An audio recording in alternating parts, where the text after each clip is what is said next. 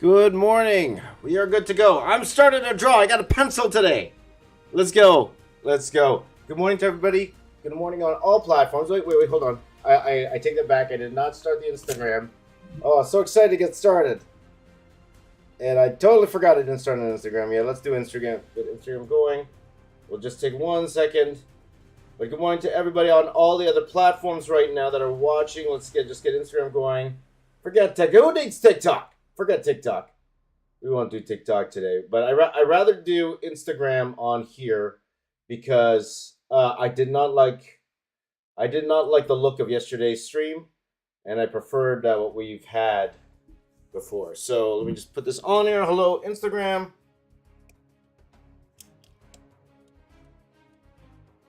Just turn that on. Instagram. Plug in my phone. And we're ready to go. Plug in my phone. We're ready to go. Hello, Instagram. Hello, anyone who's going to come in on Instagram. There's nobody on Instagram yet. But hello, everyone on YouTube. Hello, everybody on Facebook. Hello, everybody on Twitter. Welcome. Twitch as well. Anyone on Twitch, welcome. My name is James Raiz. I am the box office artist. Let's take a look at it. Hello, everyone coming in on Instagram. Hello. Hello, everyone on Instagram. Hello, everybody in the live chat there. I see you. And good morning to all of you. Let's get drawing. Got to make up for lost time. We should have been done with this drawing yesterday, guys. We should have been. However, my favorite saying, it is what it is. And thank you to my daughter, my youngest daughter. She gave me a pen. Because I cannot find the pencil I usually use. So, we're going to go ahead and then draw Chun-Li here.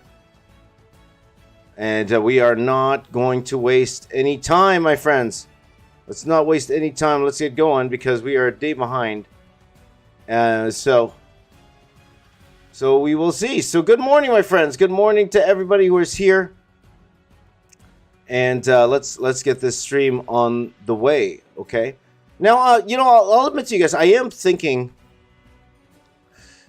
a couple things. I am thinking about changing the location of these streams. I am seriously considering putting these back on one of my other channels. Either it be my actual live channel. I do have an actual live channel that we've been doing these things on. And to be honest, too, on that live channel, I'm getting the same amount of views that I was getting on that live channel. A little bit more on this channel, a little bit more. But then again, it's not really about the views, but also a way for me to also film this podcast that I'm doing right now. But we'll see. I'll make that final decision in the new year, guys. I'll make that final decision in the new year. In the meantime, I'm just gonna, we'll just keep doing this here at least to the end of the year. Okay, at least on the. But you guys know, a lot of you guys are regulars. You've been with me every single morning, and I appreciate that. For sure. Make sure I'm pretty sure that you guys here that are here, the usuals, will follow me over to the other channel if I decide to go ahead and do the other channel. But again, those of you on Instagram, Twitch, this doesn't really apply to you if you're watching this on Instagram, Twitch, or Twitter, because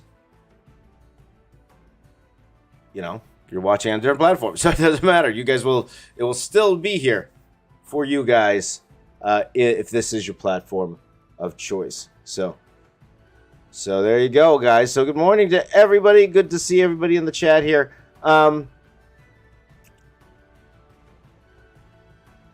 If you are asking why. Now, the reason I start streaming on my regular YouTube channel, because before, and I would say a few years ago before, even as like early last year, you didn't do this, right? You're not supposed to put shorts on your regular channel. You're not supposed to put live streams on your regular channel.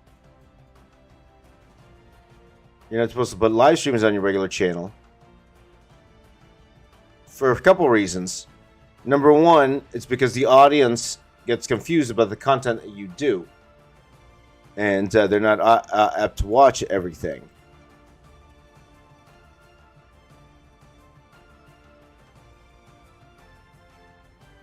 So it's actually bad for your channel if people rather watch the shorts than your regular videos. or your lives and then your regular videos. But then YouTube came out with the change.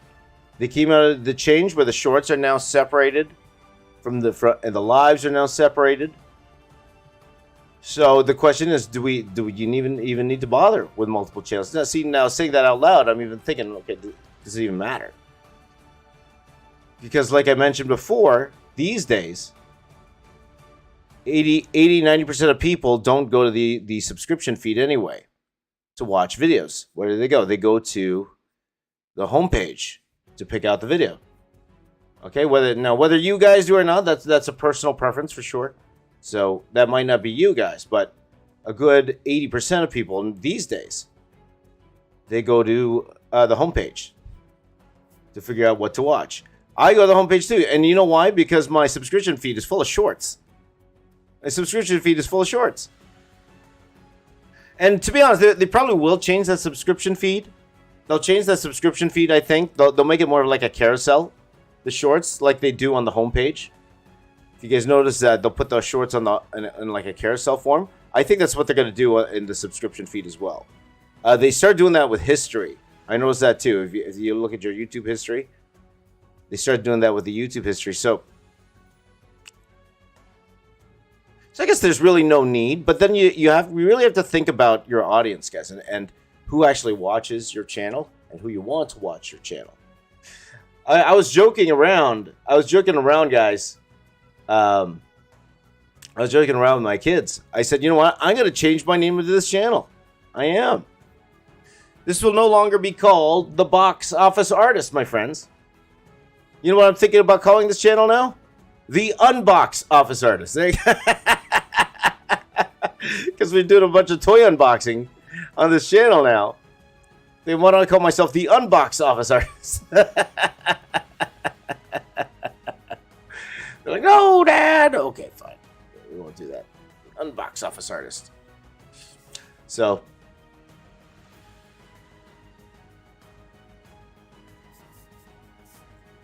but we are going to be doing a whole bunch of toy unboxing on this channel. We're going to do a whole bunch of more toys, me drawing toys, which is a lot of fun for me. I enjoy that a lot. I'm enjoying the unboxing of toys. It's just a matter of actually getting the videos out. Guys, I'm like a good 10 videos behind. I have footage for literally like 10 videos. I'm 10 videos behind. But we'll see. We'll see what happens. We'll see what happens, my friends. We'll see what happens. It's going to be an interesting time.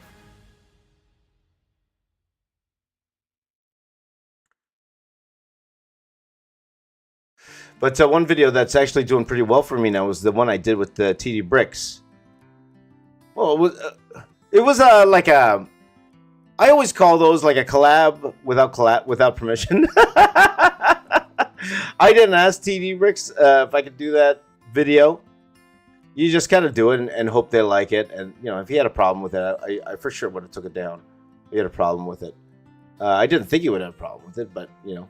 But, you know, a lot of Lego creators have reached out to me about wanting to possibly do something with them as well. So, you know, it's a very, very cool community. Very cool community, the Lego community. I love Legos.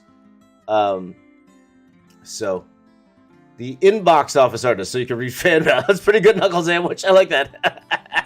The Inbox Office Artist. I like that. Yeah, that could be like a segment, right? Well, even technically, the Box Office Artist could be a segment on the channel, right? It could be, you know, whenever I unbox toys, we'll call myself the Unbox Office Artist. Whenever I read fan mail, we'll call it the Inbox Office Artist. I like that, Knuckle Sandwich. I like that. Very nice. Very nice. Artist formerly known as the Box Office, Beowulf says. Funny stuff, guys.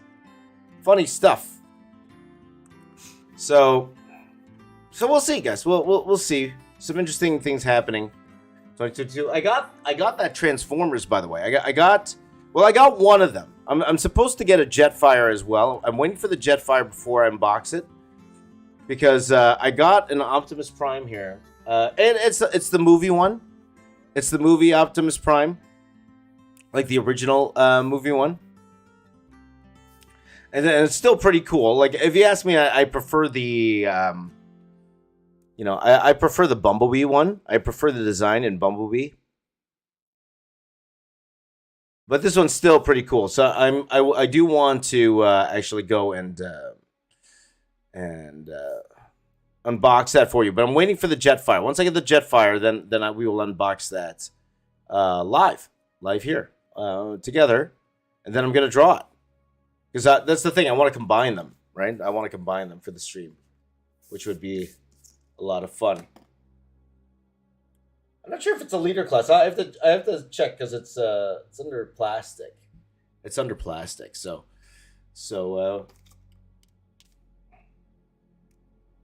yeah. Okay. The boxing office artist. If I gotta get to YouTube boxing, who am I gonna fight? Who am I gonna fight in YouTube boxing, guys? Who should I fight? I'll be honest. All of them would beat me up. All of them would beat me up. Jazza would beat me up. Chloe would beat me up for sure. I'll tell you that much right now. They'd all beat me up. All beat me up. Like, you know, a lot of us are YouTubers. We look, we're a lot stronger than we look. Except for me, I'm one of those that is weaker than you look. Than I look. There you go. So.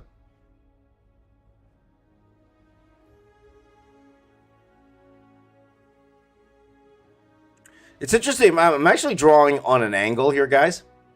Like my table is flat. My table's flat. I always suggest to you guys don't. You know, if you could draw on a surface that you know, that's on an angle, it's way better for your back. Especially those people wanting to be comic artists. Like, please get yourself an angled table, guys, because if you're going to be at the table literally 12, 16 hours a day, your back's going to take a beating. So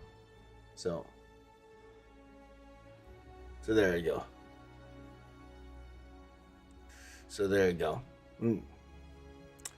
When you drop Balrog, unleash your inner box office artist. Boxing office artist. Will I drop Balrog? Will I?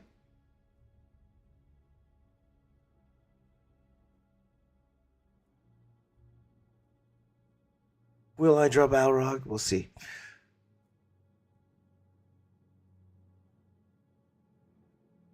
Yeah, YouTube's quite the journey, my friends. YouTube was quite the journey.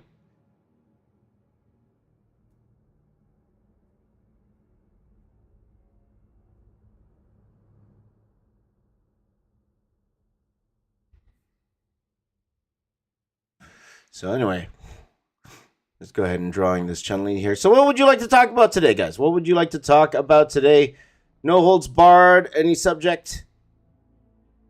Any subject is open. Maybe we could lay back a little bit on the AI stuff. We've been talking about that for the past few days. But again, speaking of which, longevity of being an artist. If we're gonna delve into that a little bit, yeah, absolutely. That's the first thing to go, the back, because you sit down. You're sitting down at a screen or a table for hours upon hours of the day, and it's not good for you, man. It's not good for your back. So, you know, it's just like gamers. They say you should get a very, very good gaming chair, especially if you're going to be streaming how many hours of the day. You need that support. So it's you know, it's like you always say to, you know, you spend a third of your life sleeping. So you want to make sure that you have the best mattress you can, because, you know, a third of your life is on that mattress.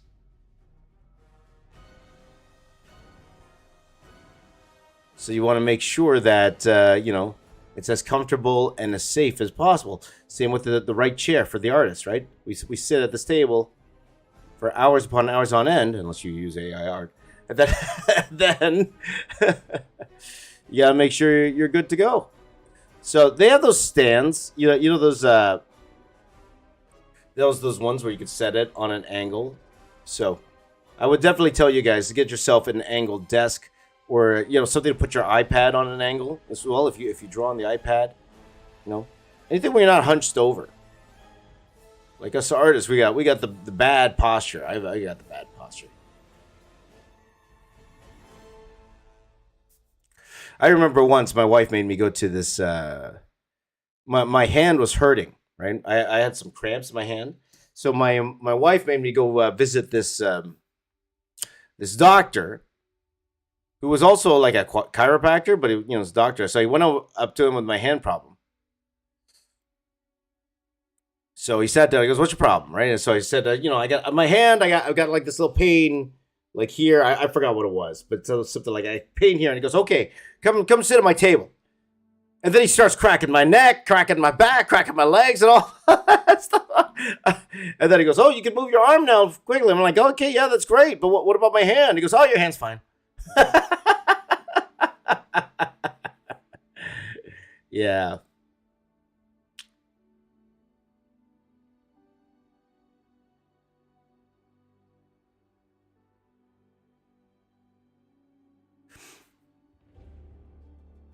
Yeah.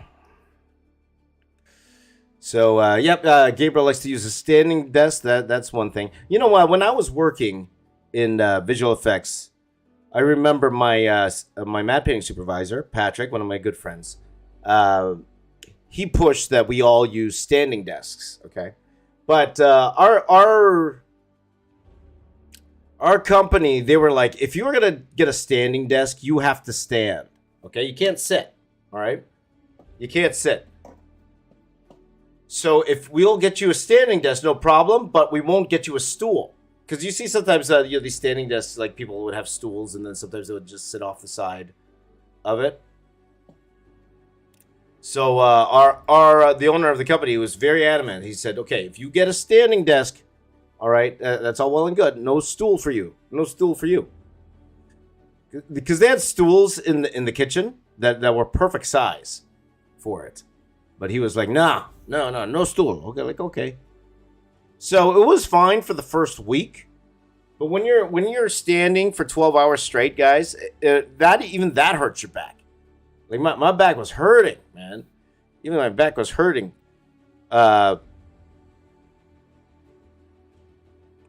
Maybe I need to do it for longer than a week. But for a whole week, man, and then, you'd sit down. So you work for like about 6-7 hours, and then you sit down, and it's just like such a relief to sit down. And like, oh. So you know what we ended up doing? You know what I ended up doing? I ended up getting myself a regular chair, and I would sit in the chair, and then I would work my hands above like this. I'd work like that. To the point where I went to, okay, guys, bring my desk down. I can't do this. I can't do it. I can't do the standing desk. Now, some people can. I have a good friend of mine. She her name's Amanda. She always had a standing desk for the longest time. So maybe it's just something you get used to, the standing desk. But I am not. I'm a sitting guy. I like to sit. There you go. Davina AJ says, "Are you still passionate about your art, or has it just become a routine job? Is there passion in technical drawing, or is it a skill that doesn't require creativity?" Those are very, very interesting questions, and I would answer that this way, Davina. I would say that I get passionate about art, excited about when it's something new, and when it's something I've done before. That's what makes YouTube such a great job for me, is because, and for anybody really, is because I get to draw whatever I want, right? That's the problem with comics sometimes. Like even you could be working on like an X-Men comic or an Avengers comic, Yahoo, but there's just sometimes you just don't feel like drawing those characters, or you've been working on that book so long you run out of poses to do, and you hear a lot of the bigger artists, like a lot of the bigger artists talk about that, how they've, like Jim Lee says, I draw on Wolverine so many times. There's only so many poses you could do with Wolverine to make it interesting for yourself. And those times when you find out that, and especially you're under a deadline, you're beholden to the script, right? So you don't even choose really what to draw. Like the script tells you what to draw in comics. That, it becomes a job. Like, comics really does become a job after a while. But, you know, what can you do? You got bills to pay. You know, and that's the essence of a job, is the fact you're working even though you don't really want to. Or you're working on something you don't really want to draw. But you got to do it. You got to do it, right?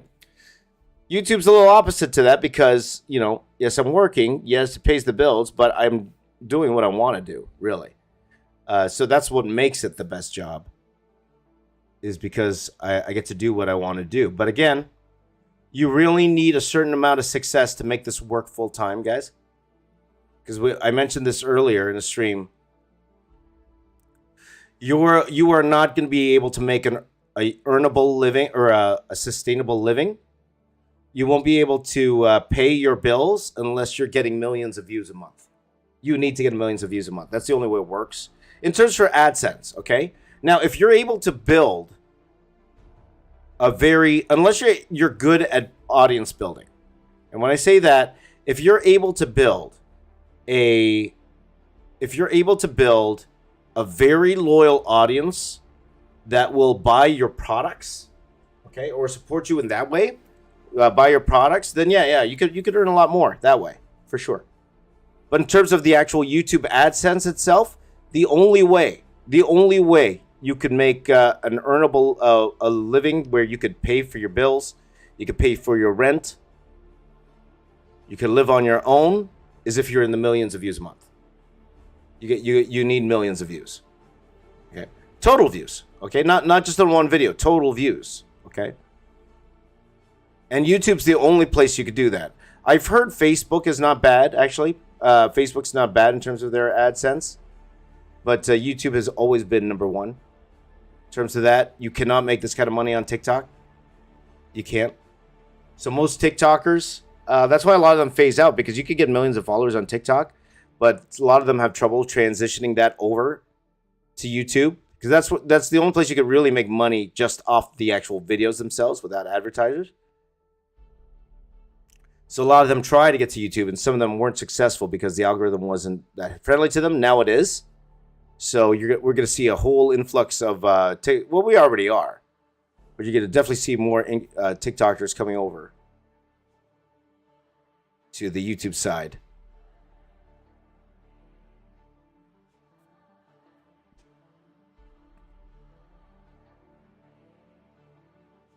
So we'll see how much money you could actually make off these short videos. Because right now you can't really. You don't, even on the YouTube side, you don't really make a lot of money even if your shorts get into the millions of views, you know. So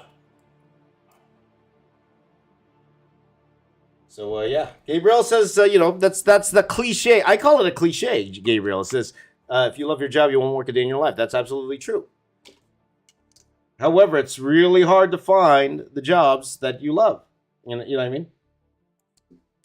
Because comics turned into a job for me. I love comics. I've been reading comics for a long time, but there was a point where that really turned into a job for me. Because, you know, when you're beholden by deadlines, and then they write something that you just don't want to draw, that happens all the time. All the time. What can you do? That's part of the job. You still have to do it. Then it's a job. Then it's definitely a job.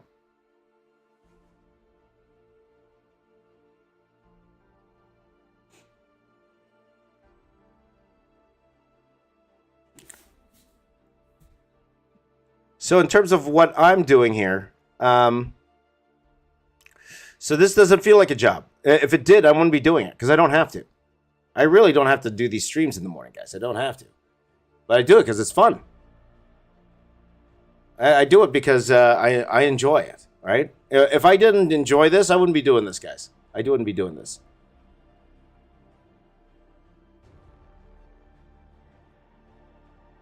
I wouldn't, like, I'm at the point now, guys, where if I didn't want to do this drawing, I wouldn't do it.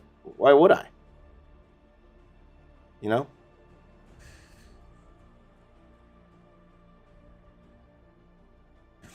Now, there was a point when, and even on YouTube, guys, because, you know, even in YouTube, like, I was doing videos that I didn't particularly want to do. but I was doing it because, I felt it was going to get views, and I needed the views because I had workers. I had people that were depending on me to pay their mortgage and everything. I hired these people on, my very good friends on, and they need to live too. So I was doing all these videos that I didn't really care for. And then some of them worked, some of them didn't. Like, of course, it's always exciting when they work. But then when they don't work, you're just like, ugh. Now if something doesn't work, it doesn't matter. Like, I don't really care, right?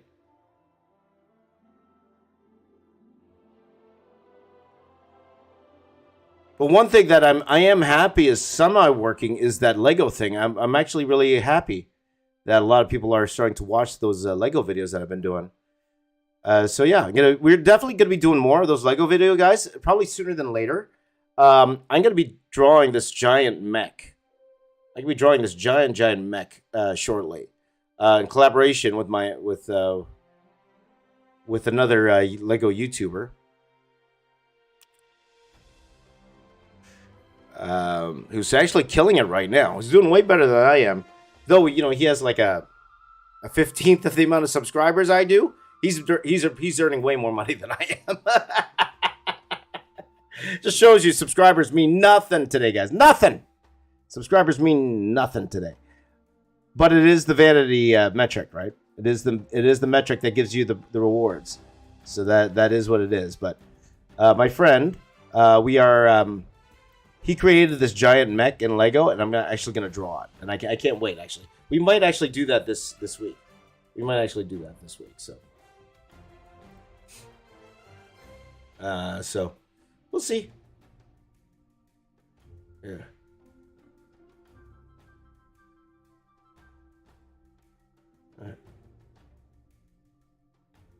All right. Yep. So we'll see how it goes.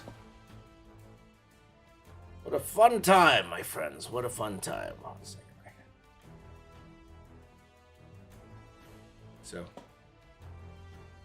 anyway. How's everyone doing today? Jose's a big fan, my friend. Jose's a big fan. Good to see you, my friend. Yeah, Lego community has been making a comeback recently. Absolutely. And that's the thing. I actually recently just got back into Lego. Because... I recently just got back into Lego because, I didn't buy a lot of Lego for my kids before because I would buy them a Lego set. And then the next thing I know, just all the Legos were on the floor. They would never finish it. My son and my older daughter. Right? They would never finish it. And then Lego pieces are on the floor. And you guys ever step on a Lego? You guys know what I'm talking about, right? You step on a Lego. You know what you know what I mean? Ouch. But my youngest daughter, she's extremely creative. My youngest daughter. I bought her all these Lego sets, and the next thing I know, they're done immediately. Like, she loves Lego. Absolutely loves Lego. So that renewed my interest in Lego. Seeing my daughter having a lot of fun doing the Lego. So that's why I kind of like this community. It's a fun community. What's it called? It's a fun community. The Lego community. So that's why I don't mind. One second here, guys. Let me just fix something here. I need to fix something. Let me fix something 1 second here.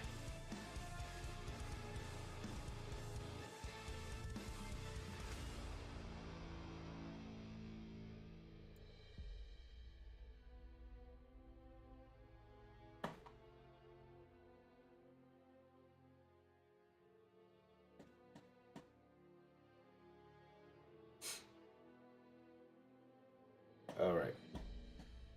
So let's go.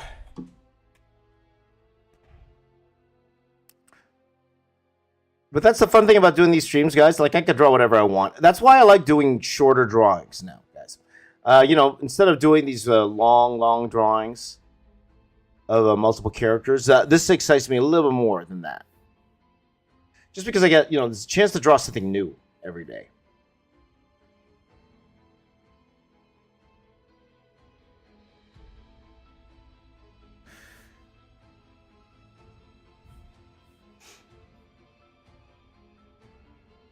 So when Mark talks about doing a big 80-90 cartoon collection, probably not a collection there, Mark, but I will do, to do a piece for a couple days. That I would do, but I wouldn't do all of them because, all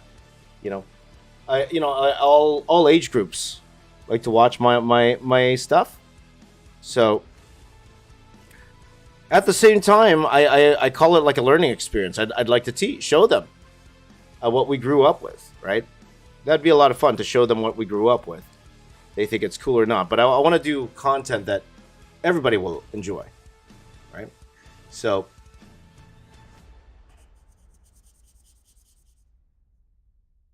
it's one of those type of deals, but we'll see.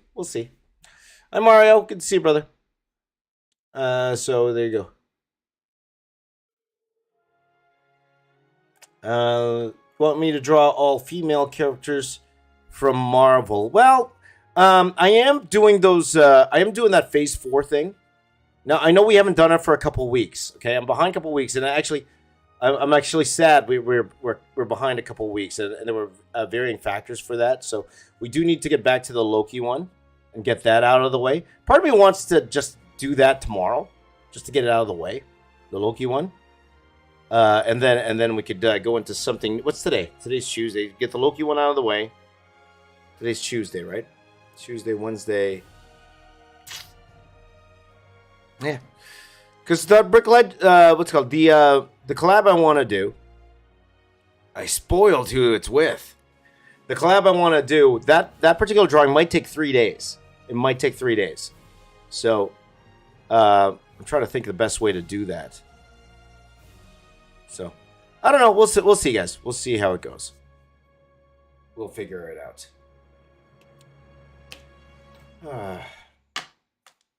You know what? Let me just grab another pen here, guys. I need a thicker pen. I don't. The one is nice, but when you're trying to rush a little bit.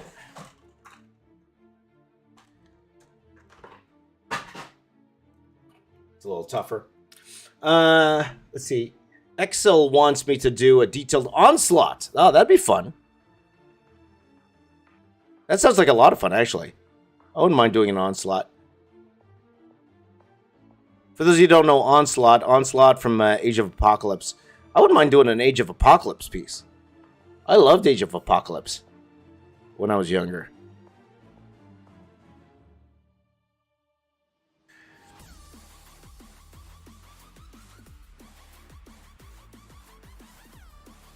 Actually, Onslaught was different from Age of Apocalypse, wasn't it? I get confused. My, what's it called? My knowledge, I'm getting old, guys. I'm getting old. My comic book knowledge is a little off. Onslaught was a different story from Age of Apocalypse, right? It was a different story, right? Whatever. Anyway, I saw a question here. How to erase the background like what you did before flattening the artwork in Photoshop. I'm not sure what you mean there, Alan. I'm not sure exactly what you mean there. Any advice on finding your niche? This is from Daniel Centers. Any advice finding your niche in drawing? Well, the only way really to find your niche is to try it all. It's the same question I get from kids that don't know what to do in life, But this is a little bit more focused because you want to draw. But there are kids who come up to me because I'm a professor, and they just don't know what to do. They get to college, they know they got to go to college, or they feel they have to go to college, and they have no idea what kind of career they want. And I always tell them, like, you don't really know unless you just really pick something and then try it. And the same with drawing, right? It's like just pick you won't really know unless you try it all. You won't really know unless you try it all. So I would tell you, keep an open mind keep an open mind and try it all. Because, life's long. And I changed my art career how many times? Like, I did comics for 6 years. I did film for 9 years. And even in 9 years, I changed my job in film. I went from being a 3D modeler to a matte painter in 9 years to being a YouTuber.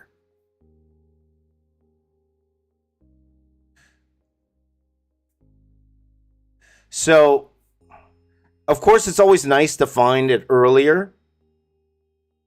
But, life's long, and you could, you just try it and figure it out. There's time. And don't put pressure on yourself that you need to find it right away, because it all takes time. It all takes time. But you won't know unless you actually try it. How do you know you don't want to work in art and as a concept artist unless you actually work as a concept artist? How do you want to know if comics is really for you? If you never worked in comics before, you don't really know. You can just guess, right? You can just guess. Like, and then that's just for me, right? Don't take everything I say, as gospel here or anything. I'm just, whenever I'm here, whenever I give you guys advice, it's always up to you if you want to listen or not. At the end of the day, it's really up to you. I just let you guys know exactly what I've experienced and exactly what I've seen and the lessons I learned from it. So if you guys want to take that as advice, go for it. If you don't think that if my experience is worth you taking advice from, that's fine too. Totally cool with that. No problem.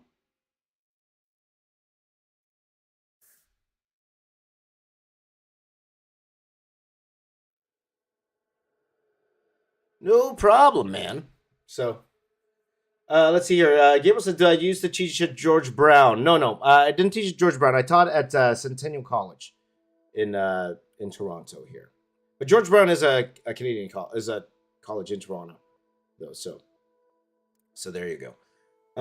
Let's see here. There was a lot of Age of Politics was after Legion Quest. That's right, Legion Quest. That's the one with Onslaught. There you go. Can I draw a heroic group from Heavenly Sword? I haven't heard of that game, Easy Arts. There you go. Can you give me some advice? A few years ago, I gave you some advice a few years ago, and now I've been trained by Ryan Benjamin and Alan Sinclair. Well, I'll tell you, you upgraded. You upgraded in terms of who taught you, my friend. Those are two of the best right there. Ryan Benjamin, I believe, if I'm not mistaken, and then you could tell me, Chimichanga Productions, first of all, which is an amazing name. Let me just start off by saying that. That's an amazing name, Chimichanga Productions. Didn't Ryan Benjamin try to do that 3D thing, if I'm not mistaken? He tried to put 3D into his comic book work. No, that wasn't him. Sorry. I take that back. No, that was Matt Broom. I apologize. That was Matt Broom. Because I remember Matt Broom, he was going to do this innovative thing where he did like a fully CG comic. And then it took forever to come out. Like the orders apparently were crazy for that book, but it took forever to come out. And when it came out, it was actually drawn traditionally. And the retailers were really upset. No, but I remember now. That wasn't Ryan Benjamin. That was Matt Broom. That wasn't Ryan Benjamin.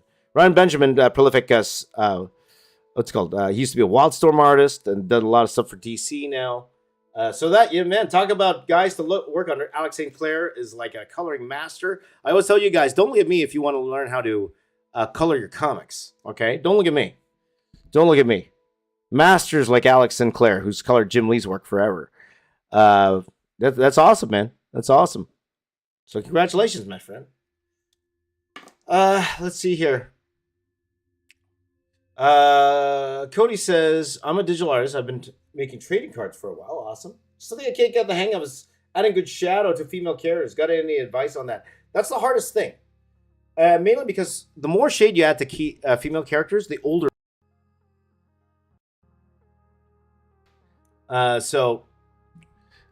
But if you're a digital artist, if you're coloring, I can't really help you out that much because that's not how I draw.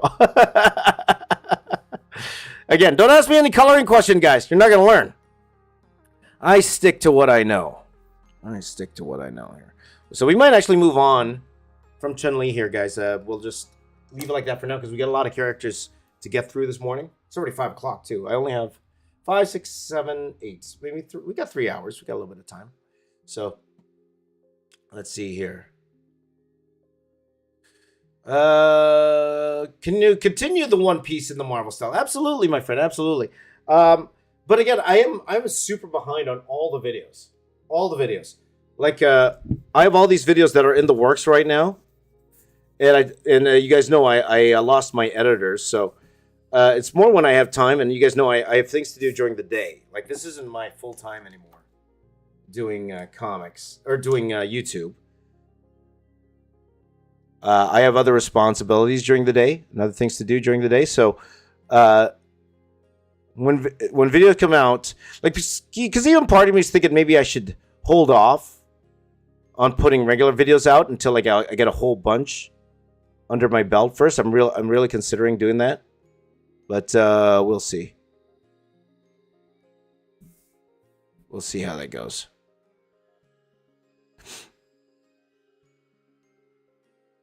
But I will say, guys, if you were rendering something in ink, the less lines you would put on a woman's face, the better. The less lines, the better. Because the more lines you add, they could they could start looking older. So Dominic says, I'm your favorite artist. There you go, my friend. Thank you, my friend. Alvarado on Twitch. Hello, my friend. Hello from Spain. Welcome. You know, in Spain, there are a lot of people. I read there are a lot of people in Spain that, if you're still watching there, Alvarado, I heard a lot of people in Spain with my last name. With Raiz. That's my last name. By the way, guys, that's how you really pronounce my last name. Raiz is my white name. It's my American last name, Raiz. But really, the real way to pronounce my last name is Raiz. With the rolled R. Raiz. There you go. You know, if I ever was a UFC fighter, that's how they would introduce me. In this corner, from Toronto, weighing too much, James Raiz. That's how I want to be introduced. If we do YouTube boxing, who could I fight? Who could I beat in a YouTube boxing match? I'm thinking about all the art YouTubers, Ben. But I'm thinking about all the art YouTubers. They're all pretty jacked. So I can't... I won't be able to beat any of them.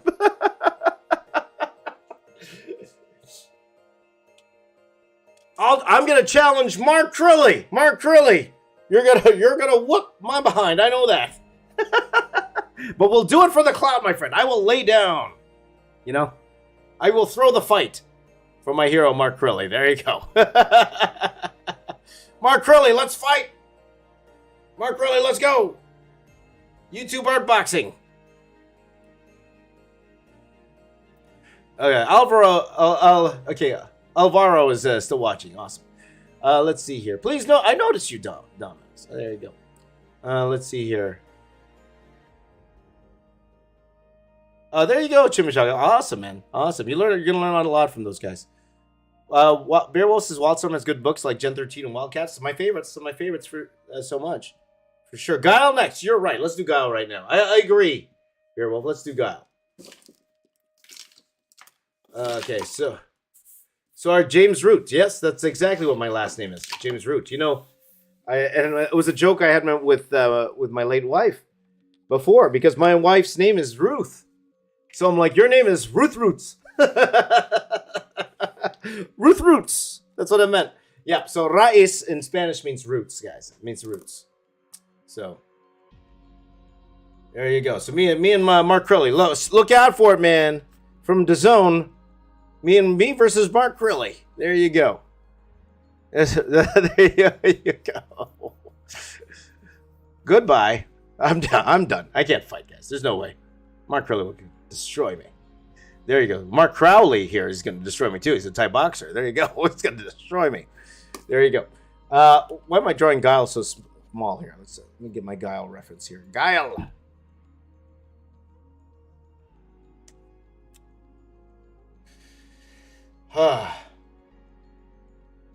Let's see here. Oops. Let me just change my battery. Well, I'm about to change my battery here. Anyone in on the Instagram chat? Hello, everyone on Instagram. Hello, good to see you. There's a few people here on Instagram. Hello, everyone. Good morning. On Instagram, if you guys want to ask me a question on Instagram, let's see if anyone commented. People just look and then go away. They look and go away. It's like, what's going on here? Hello, manga artist Zeno. I see you. I see you. Alan, how you doing? Tulsani, Jamonis. Good morning to all of you. Good morning. Good afternoon. Good night. It is 5:10 in the morning here, Eastern time. 5:10 in the morning. I'm gonna draw Guile here like Jean-Claude Van Damme. That's what I'm gonna do. Mark thought I was talking about him. No. I'm talking about Mark Crilly. Mark Crilly, the godfather of art YouTube. For those of you youngins who probably got into art YouTube a little bit later, Mark Crilly was the gold standard. Mark Crilly, when I started YouTube, like he started all of this. He was the first one to really figure out how to make this art YouTube work. He's the one who came up with a lot of the challenges that you saw us do. Like all the time challenges, they are all derivatives of what Mark Crilly created. So the 10-minute, 1 minute, 10-second challenge, that all came from Mark Crilly. So if you want a guy to actually learn how to draw from, Mark is your dude. Mark is your dude. So definitely go check out Mark. Good morning, Les. Good morning. Good to see you again. Good to see you. So, advancement of the art YouTuber. So I'm gonna draw him like a Jean-Claude Van Damme guy.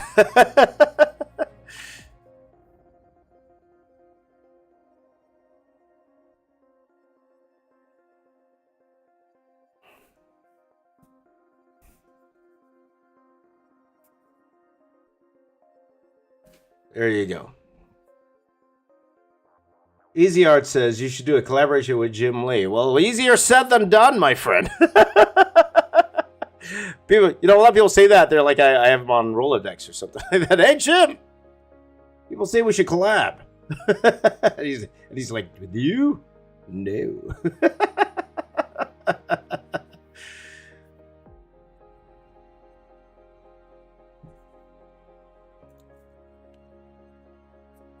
But Jim has been. Does Jim still stream, guys?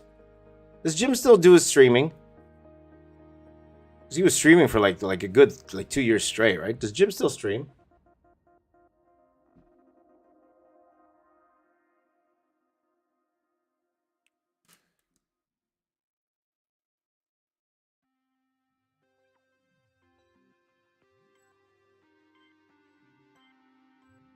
So you guys would know more than me, because I don't watch a lot of art YouTube. If that's the sense, right? Because it's more because of time. More because of time. So I don't know what's hip today with the kids. What's hip, guys? What's hip? I don't know.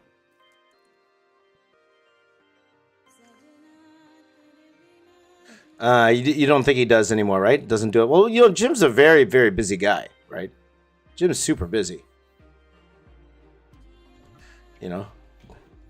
Being with his DC Comics duties.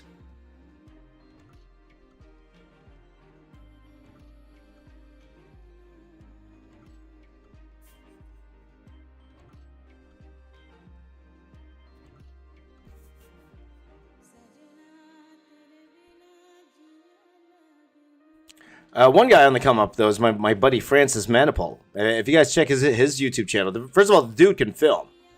The dude can film, right? My buddy Francis, he used to have a show.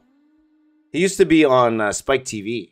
He was on the show. I forgot what the name of the show was, but it was a really cool show where they would look for mythical creatures, and then he would draw them. It's really, really cool. So if you guys have seen prolific comic book writer and artist Francis Manipul, go check out his YouTube channel, man. The dude's awesome. Fantastic. One of my good friends. So.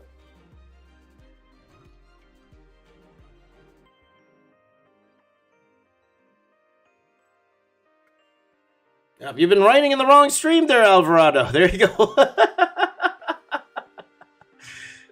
There you go.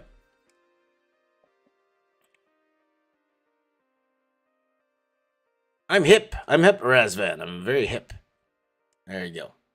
Anyway. It's something to talk about. Let's talk about a few things today. What's new in the news, guys? Let's go to the news here. Anything interesting coming up here in the news? Let's see, Jon Snow spinoff. Let's see here. Well, I wasn't really into Game of Thrones. I never. Oh, Across the Spider-Verse is coming out next week. Tomorrow, guys. Across the Spider-Verse. They're coming out with a trailer tomorrow, so that's gonna be exciting. That I can't wait to see. Let's see here. We haven't talked news in a few days. Let's see if there's any news I missed here. Oh, here's some interesting news here, my friends. Here's some interesting news. A live action My Hero Academia is being planned. Live action. Hello, Richard. Hi. Live action. Who's gonna play All Might, guys? I want you guys to give me your casting choices. Casting choices for All Might. Oh, Avatar for sure. We're gonna be doing Avatar. Well, I'll be doing an Avatar piece, guys. I will definitely be doing an Avatar piece.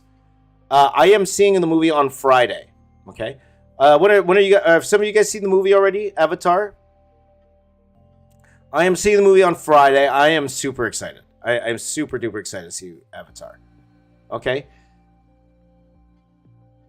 If the first movie didn't work for you, totally cool. Totally understand. I love that movie. I love Avatar. I just watched it again recently. I enjoyed it. I'm a simple guy. I like the simple stories, though they're saying this one here has too much story. That's what they're saying.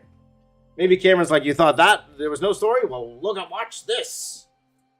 Well, watch this. But that's one thing that we're saying about this movie. It's long. And they say that there's too much story going on. So I'll be a judge of that myself. You always take reviews with a grain of salt, whether they're good or bad. You don't know. You don't really know until you actually watch it. You don't know until you watch it. And everyone's taste is different. Like, for example, I didn't like Dune, and I loved Eternals. Well, I didn't love Eternals. I thought it was okay. I thought it was good. Okay, I didn't love it, but I think I liked it better than a lot of people. Eternals. I didn't like Dune. And again, maybe it's because I'm not too familiar with the lore of Dune, but it was just something I didn't like it. Whatever. That's cool. Whereas my buddies, they love Dune. They love Dune. Absolutely love Dune. So we'll see. Like, I'll take these reviews with a grain of salt. They say most people are saying it's amazing, this new Avatar. I'll be the judge of that, though that is encouraging when you hear a lot of people like it. So we'll see. I will let you guys know on Saturday.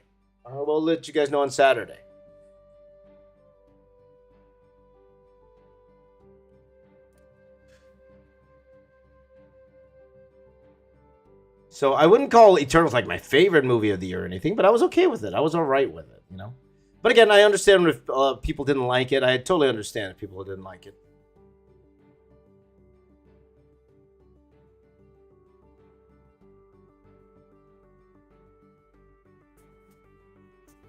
I'm not one of those guys where, there are those guys that are like, how could you like that? This is why you should have liked that. Look, I didn't like it. I just didn't like it, okay? That's all.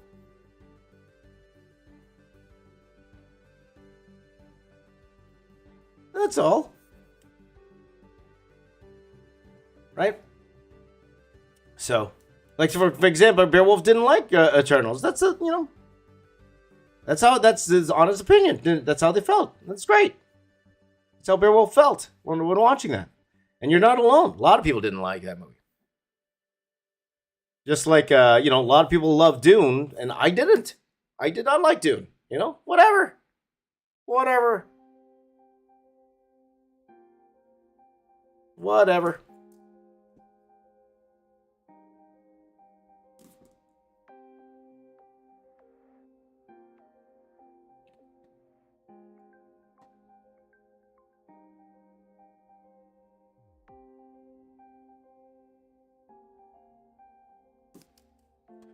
Yeah.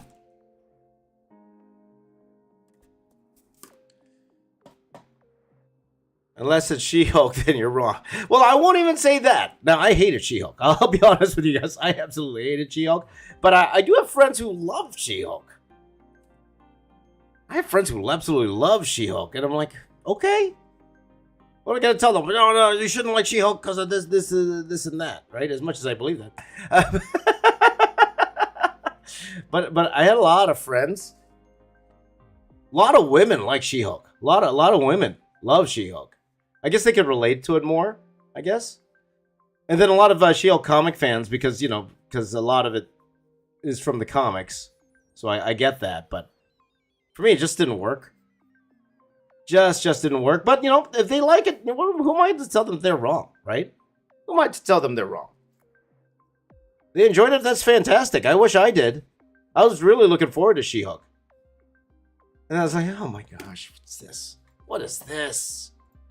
So, but again, a lot of people liked it. So, I'm not going to say they're wrong. Enjoy it. You can have it. Take it away from me, please.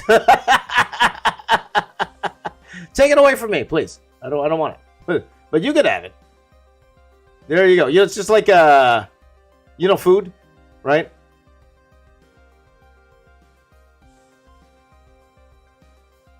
Just like food. There's a lot of food I don't like. But you like it? Great. Here, take mine. You could have it, my friend. We're buddies. We're buddies. We're buddies. There you go. There you go. Kurt Russell as All Might. I don't know. He's kind of small for All Might, man.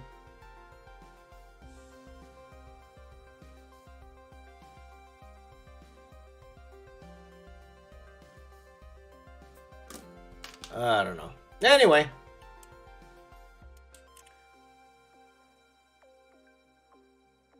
Yeah, don't blame me, Muddy. So I gave it a shot. I couldn't finish. I understand. I understand.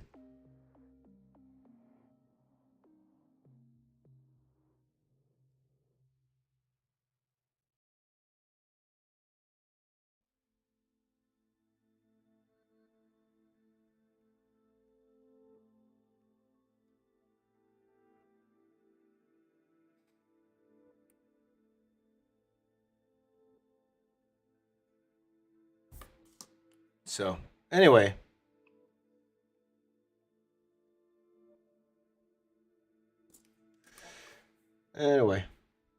Yeah, Daniel says I'm more old school when it comes to the Hulk. I do miss the Hulk, right? We miss the real Hulk. Like, Smart Hulk was cool. It was a nice Easter egg and a nod, but for Smart Hulk to be around this long, and granted, it's not like that another Avengers movie out or anything, but we missed the real Hulk, right? The Hulk where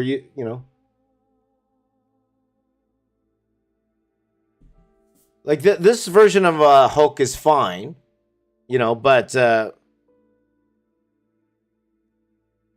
I miss the Savage Hulk. I want the Savage Hulk to come back, the uncontrollable Hulk to come back. That's what I want.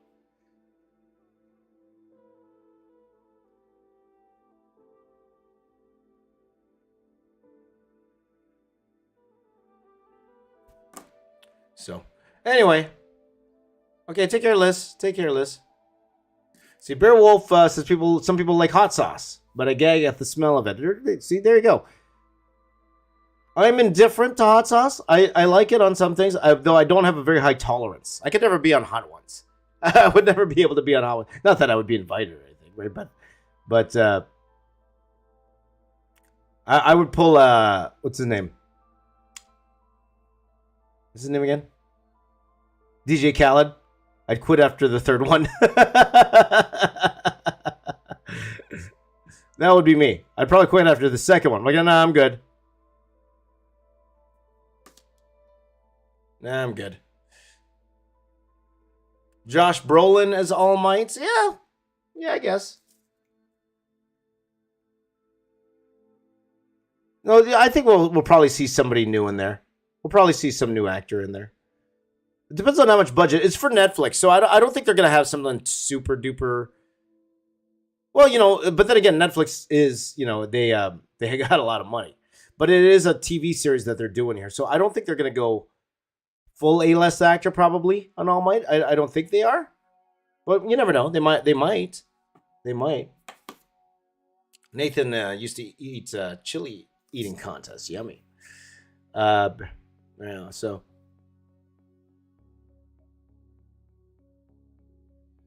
Richard wants me to draw Scar. There you go.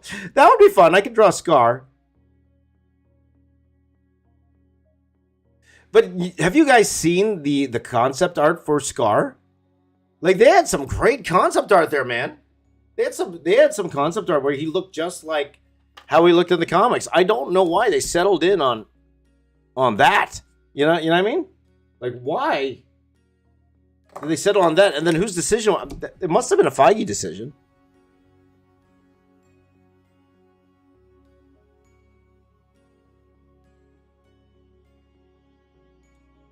Because I don't think that looks a director's decision, right? I think Feige controls, like, has final say on the looks of characters. I think, if I'm not mistaken, I could be 100% wrong. I should ask my buddies that, but that Scar was just weird, man. It's just weird. That hair.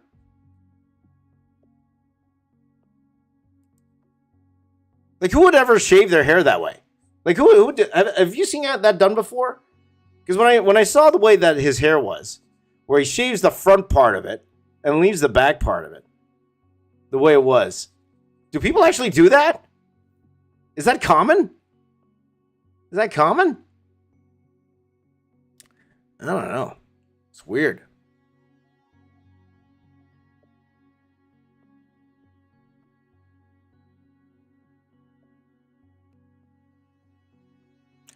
But then again, let's see it in action. Let's see it in action, right? But whatever. Let's see it. These guys are smarter than me. So who am I to say?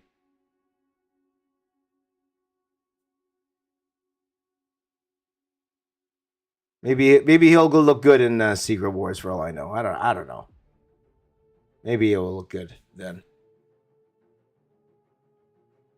But I think Boss Logic did, what Boss Logic did, what Boss Logic does. He did a version of Scar has how he looks in the comics, and he looks so much better. Is that Iroquois hair, Bear Wolf? Is that true? Is that Iroquois hair? Let's see here. Bear Wolf's tribe does their hair like that. Okay, all right. And Asian people had that hair in the old days. Right on. Okay, so that's where they drew the inspiration from. There you go.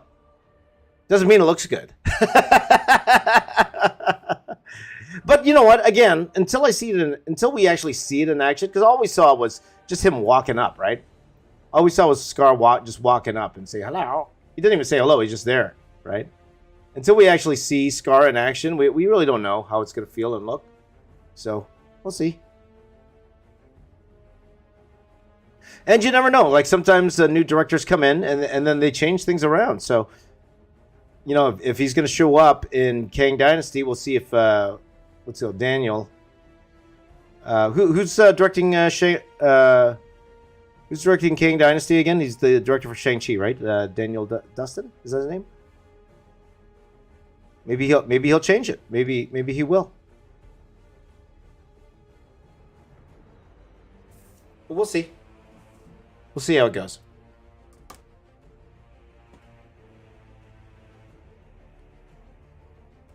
So Jet Li had that hairdo. Okay, all right.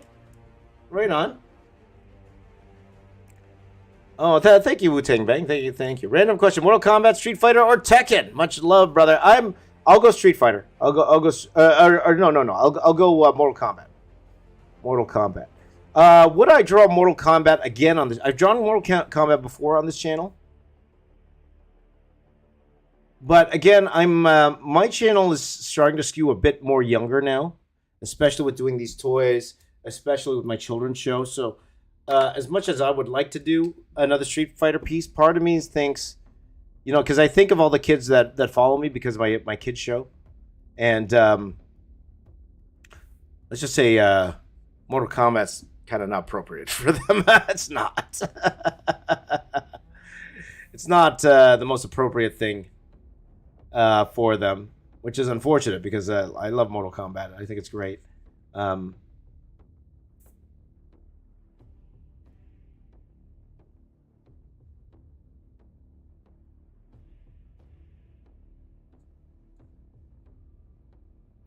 So that's why you won't see me do things like you won't see me do the boys. I would never draw the boys on this channel. You know, stuff like that. Now, Deadpool, I've drawn Deadpool before. I've done many Deadpools before. But even that, I'm thinking, I don't know if I should. I don't know.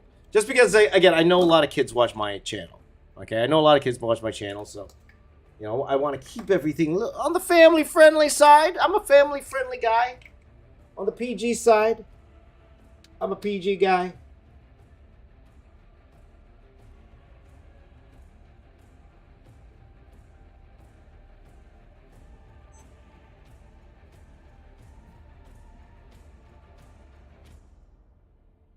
Though again, I've drawn Deadpool many times on this channel, so it's like the exception to the rule, you know.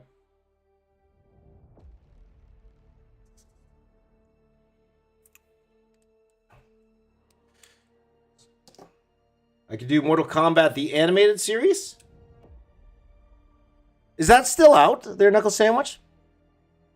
Bearwell says to play Mortal Kombat 1 at 10 years old, of course. But these days, you know, those kills now these days, oh man, they're just brutal. And again, I'm talking about the movie like a lot of people did, you know, I thought it was okay. I thought it was all right. The movie that just came out. That was okay. Like, you know, again, not going to win any awards or anything, but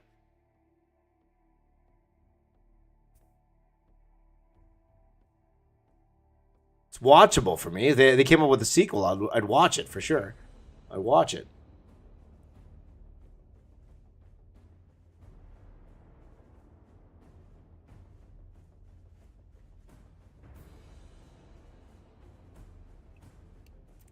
So, I don't know.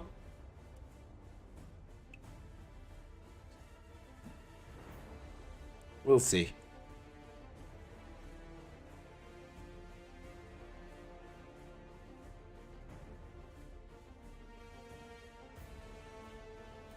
So tomorrow, guys, depending on how far I get on this, like we might even work on this one more time tomorrow.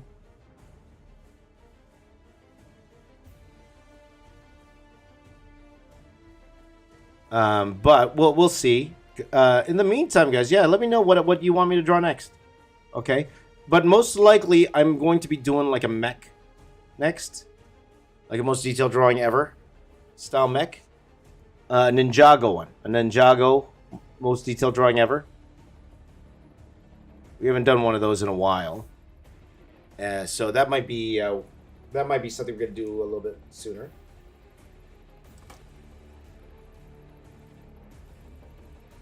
Oh, Demon Slayer. Yeah. I wanted to do Demon Slayer. I do want to do Demon Slayer. For sure. Maybe that'll be the first one after that. We'll see. Teddy Ruxpin, Terminator. I don't know about that. But... Hello, everybody who's in the live on Instagram. Hello, everyone. Wabbist likes Ryu. There you go. This who said? Somebody said this is awesome on Instagram. Who said that? You're awesome. Oh, Wabbist said this is awesome too. There you go. There you go. Hello, everyone on Instagram. Hello, Gary, Valentine, B-Rand. I don't know if you're still here or not. Ryan, how you doing? Probably not, because there's only 2 people watching there. One day, there will be more than 10 people watching on Instagram. There you go.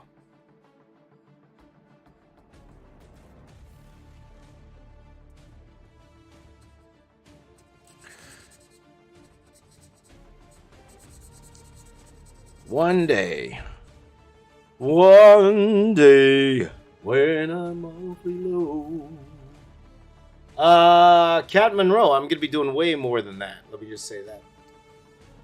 Let's see here. Heavenly Sword. Again, I'm not too familiar with that property. Yeah, my friend. I'm not sure.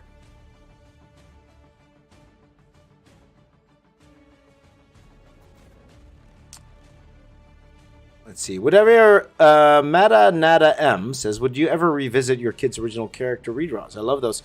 Well, first of all, they don't do anymore. So that's the unfortunate part. The unfortunate part is life came in the way, guys. The fortunate part is my kids grew up. They're old. You saw I put the video of myself and my daughter earlier this week. It was just her birthday. So happy birthday to my daughter.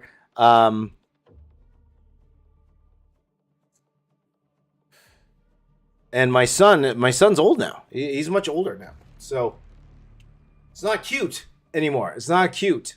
So now one thing I will be doing though is I am going to be doing the Lego drawings very soon.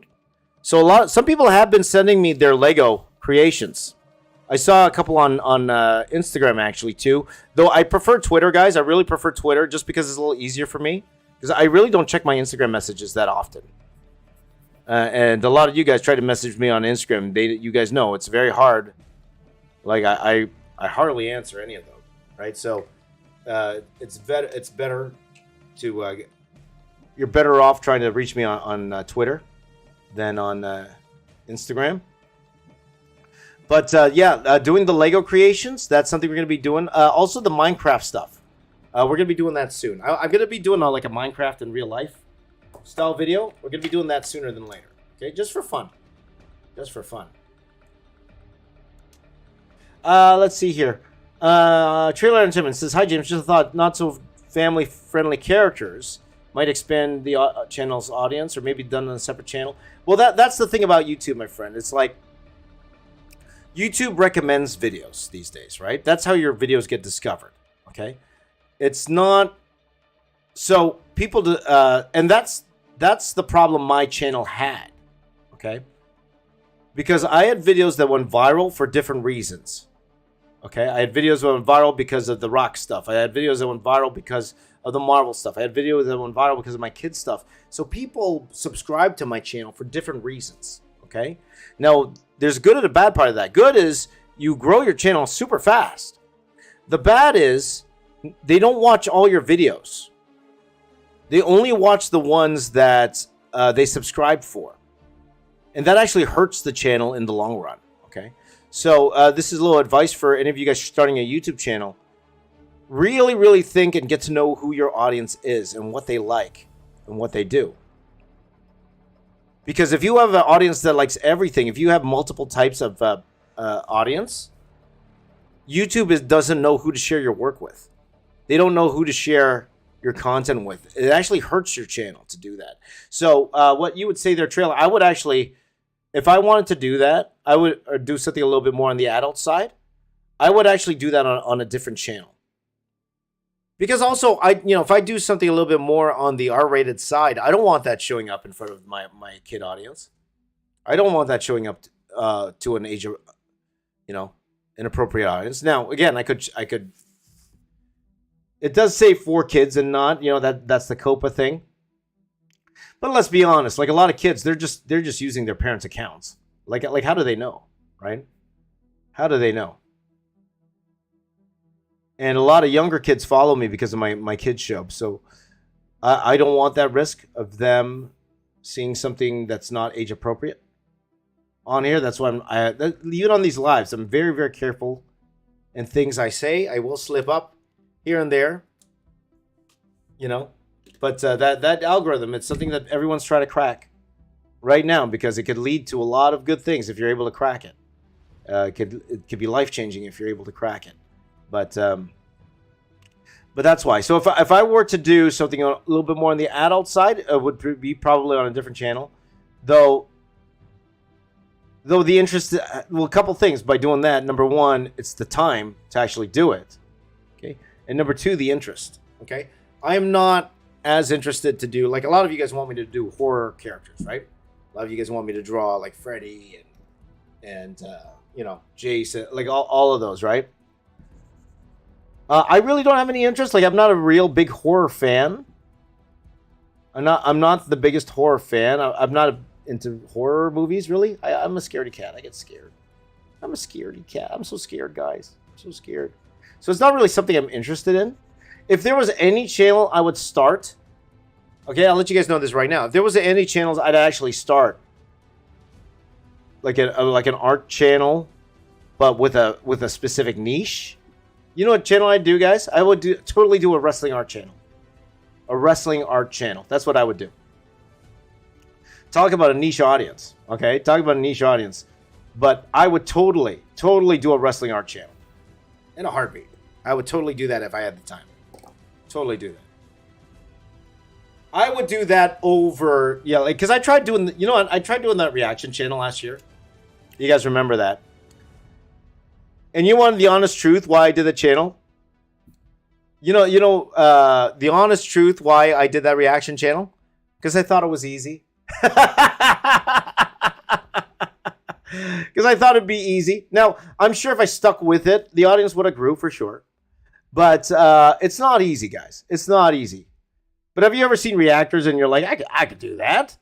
That was me a year ago. That was literally me.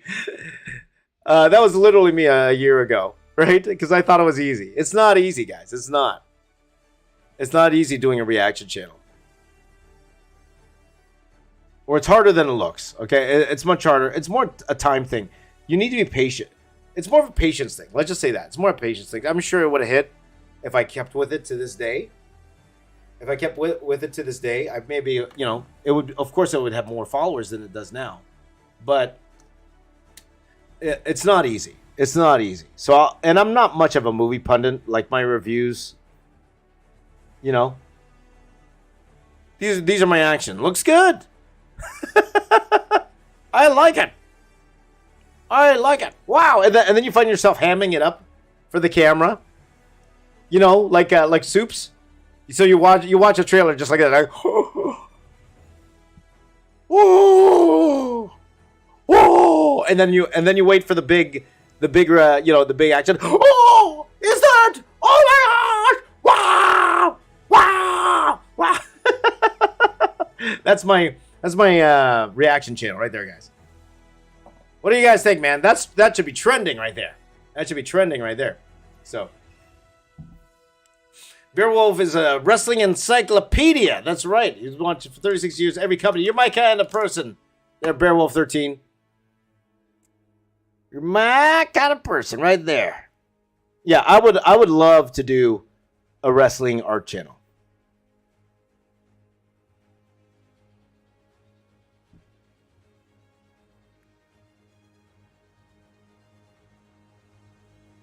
You guys might convince me to do that, man. I love, because again, it's not for everybody. So I wouldn't transition this channel into that. There's no way I would do that because a lot of people wouldn't. But again, starting a new channel, that takes time.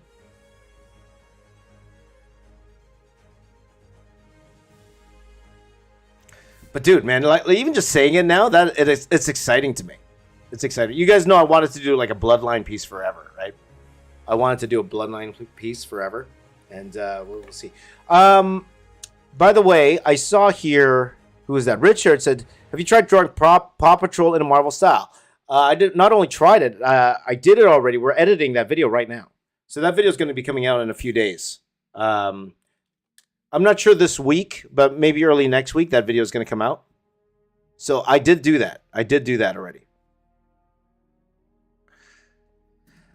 And in fact, you guys might have saw it. I think I posted a pic of it on this channel. So,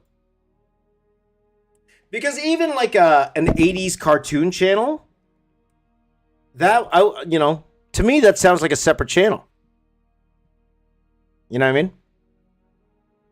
because it's a different audience. It's a totally different audience.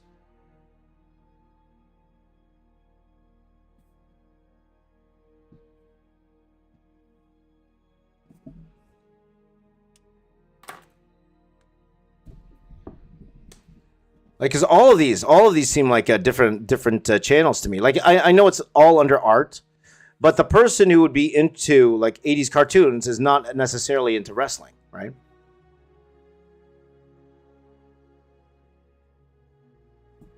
So that's the issue. That's the issue there. So, but you guys got me excited about doing a wrestling channel, man.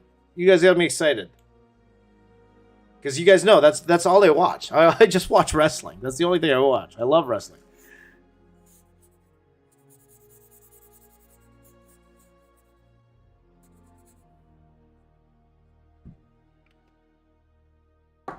So, okay, that's Guile. Who do we got next, guys? Who do you want me to draw next?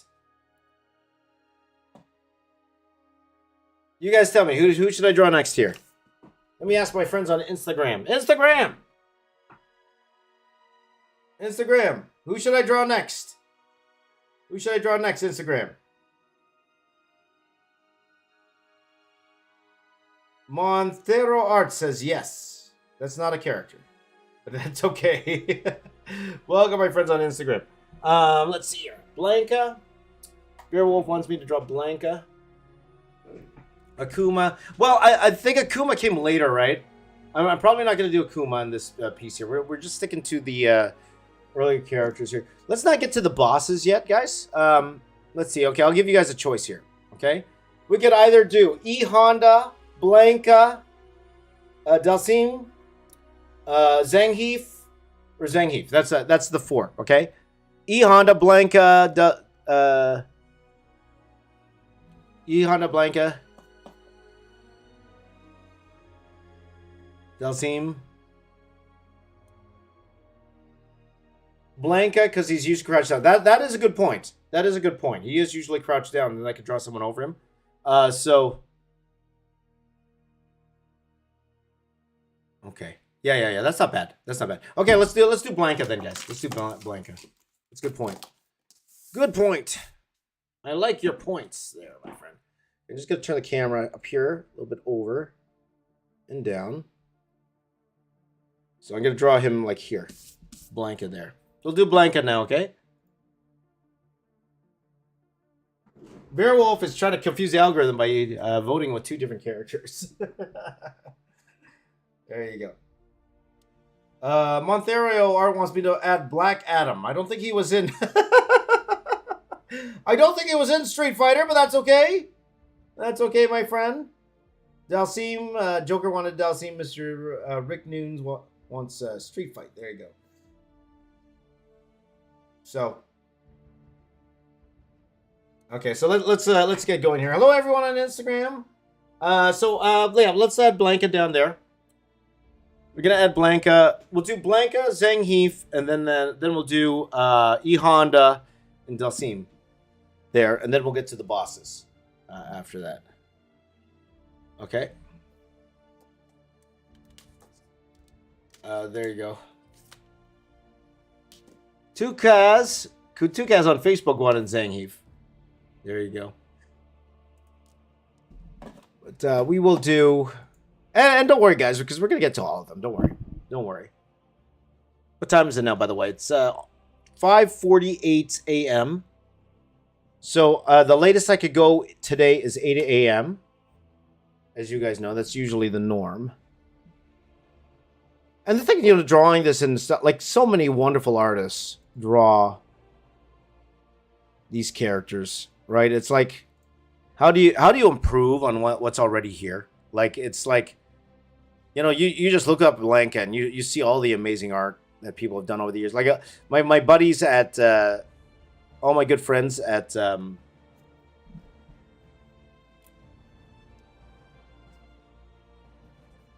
all my good friends at Udon, right? They absolutely destroy all the Street Fighter artwork they do, right? Like so it's actually very scary for me doing something like this, because You know, like so many artists do like fantastic renditions of this. But then again, that's for every character. Like every character, you'll always find. Just do a quick Google search, and you'll find. You'll find different. Amazing art by somebody. Hello, Patrick, watching on Facebook. What's your take on AI art? Oh, okay. I've been talking ad nauseum for the past few days about AI art. I will say, once again, a lot of jobs are going to be lost. And it is what it is, okay? There's not much we could do about it. It unless you make it illegal, make AI art illegal, which they'll never do. They'll never do because too many people like it. It's not going away. And it sucks for artists. And I tell new artists, people who want to be artists now, learn the software, guys. Learn it. You can stick your head in the sand and say, this is no good, unethical. You're right, probably. You're right. But that won't stop people from using it. So you might as well use it. So I will tell you guys, learn it. All you new artists out there, learn it. Try to figure out how to incorporate it in your work. Because it's here to stay. It's not. I don't see it going anywhere. It's not going anywhere, guys. Like, unless these artists can succeed in convincing the government it's stealing art or something like that. But even then, they'll figure it out. Even then, they'll figure it out. So there's not much we could do about it. It sucks. It's definitely unethical. Like you've seen these Alex Ross style artwork people are putting out. You see that? Like, they have artwork that looks exactly like Alex Ross's stuff, right? Now they don't need Alex Ross for it. They just need to put it in a prompt, right?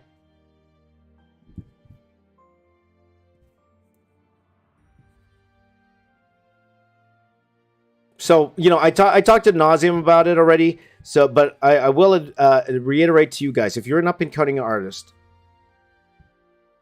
learn it. Learn it. It's not going anywhere, okay?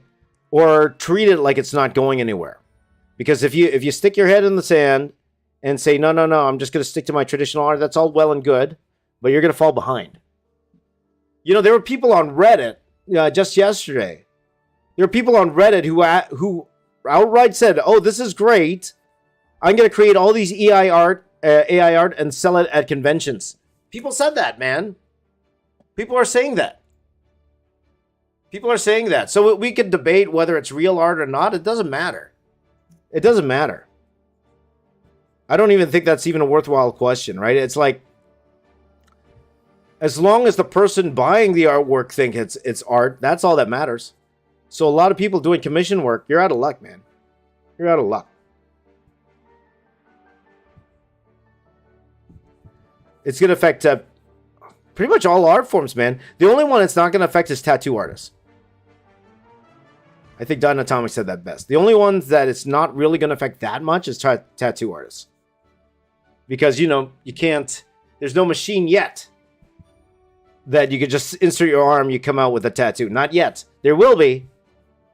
Maybe 20, 30 years down the line, maybe. But as of right now, no. So they're the only ones who are safe. The tattoo artists. Everybody else, look out. Look out. Okay? So, it is what it is. It is what it is. Okay? How can you earn profit? Well, that's the $1 million question, Easy Arts. That's the question. How can you earn profit? I don't know. I don't know. We don't know. That's why a lot of jobs are going to be lost, because these businesses don't care. The businesses don't give a crap about us. All they care about is the bottom line. The money is their, And if AI art is more cost efficient than hiring an actual artist, ethically or no, they're gonna go AI art. And as a business owner, I probably would too if it was cheaper. You know what I mean?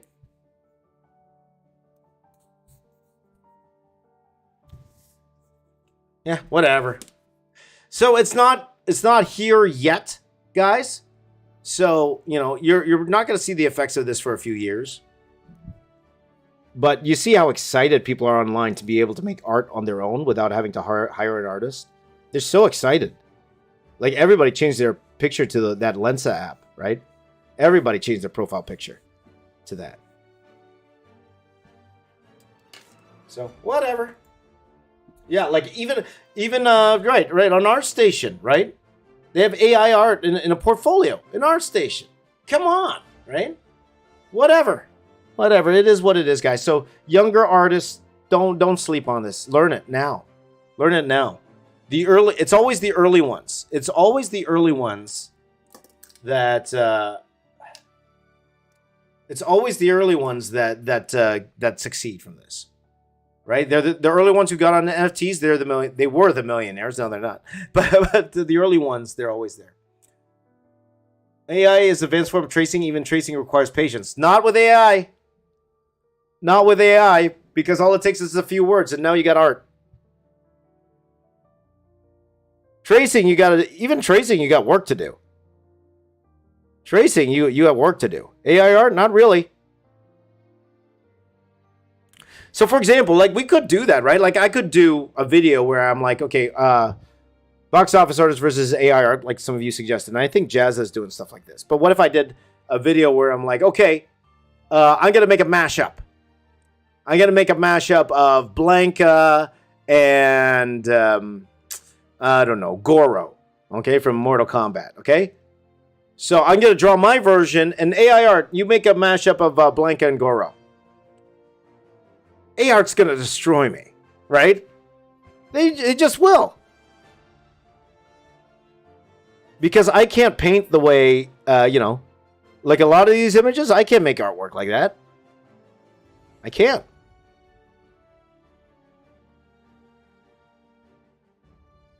Would destroy me, right? So it's like, yeah.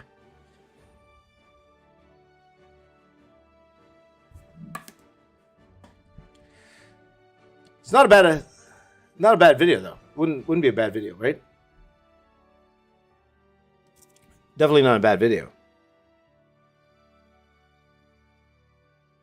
But you know what? I'm not interested in that, right? So it is what it is. So again, guys, you young kids out there, learn it. Don't stick your head in the sand. I always call it sticking your head in the sand. Learn it and use it to your advantage. Because if a guy like Dinotomic is all for it and is like doing, he had created so much amazing art. Dinotomic is already, to me, he's one of the best artists in the world already. Dinotomic, and you should see the images he's creating with AI art now. It's pretty insane. It's pretty insane.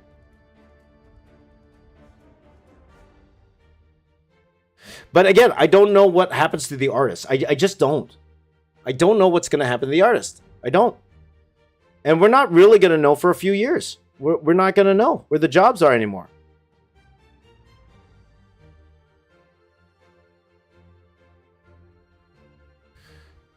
And we're not going to know.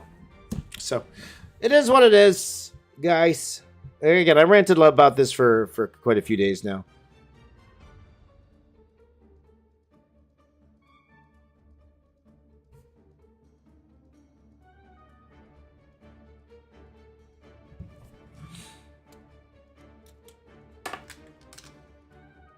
So anyway, and a shout out to my old fellow illustrators, Leonard. Yes, shout out. There's this. I forgot. My friend Anthony shared this this post about concept art or real artist, and all it was really was a way to help direct people to commission real artists. So I thought it would be worthwhile sharing.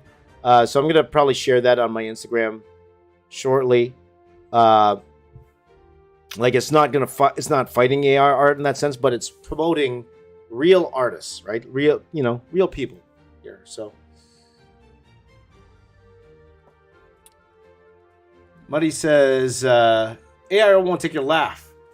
There you go, you win. Until that laugh generator comes out there, easy art. There you go. Money says if you prop in a prompt and expect art, you won't. You won't get art. but you will get a cool looking image. I'm seeing a lot of these comic book sites, right? They're taking AI art, right? A lot of these fan sites, like Heroic Hollywood and stuff like that, they're sharing a lot of that stuff. They love it. They absolutely love it, guys. They don't care about the artists. And these are comic book sites.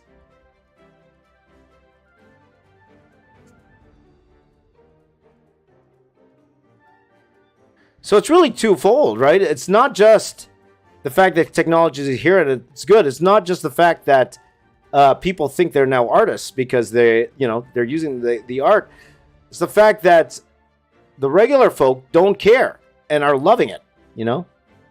When you got Joe Rogan sharing that piece of AI art the other day, when you got Joe Rogan sharing that, he says, "Oh man, look what AI art can do. It looks like a piece from this particular artist." I forgot what artist it was. Maybe you guys know. But apparently he's like a very famous artist, and it did it in his style.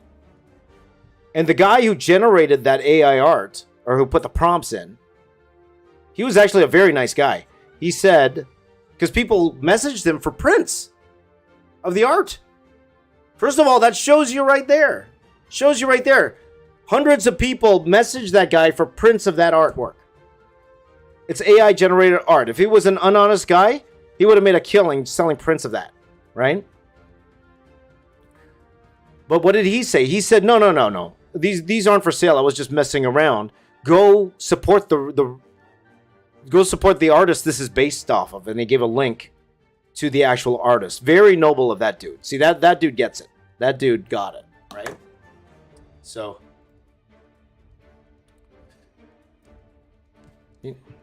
hand drawn versus AI. See, that'd be okay. It is a fun video idea. Don't get me wrong. It's actually a very fun video idea.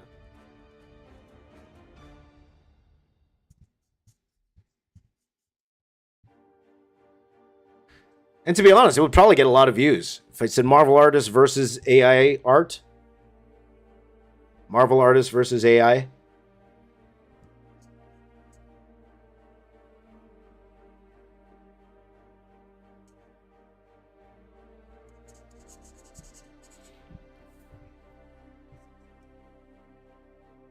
And at the end of the video, it's just me going, "I quit." Right? I quit. Right? So. I like that Angel Bob. Angel Bob says, and Angel Bob knows. Angel Bob knows. AI art will be like battery farm poultry. Most people will consume it without an issue, like me. Custom real art will be the free range art. It'll attract those who like personalized, bespoke nature, for sure. Totally agree with that.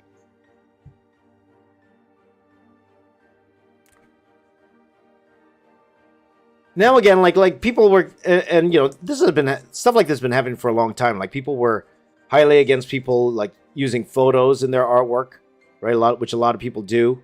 Like again, you look at guys like Boss Logic, who does a lot of photo manipulation in his artwork, right? A lot of people weren't accepting that. But now this is just like a whole different level. Whole different level to that. Right?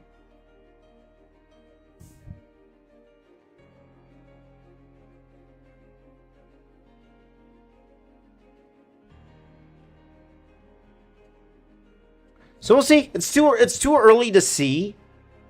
It's too early to see the effects of it.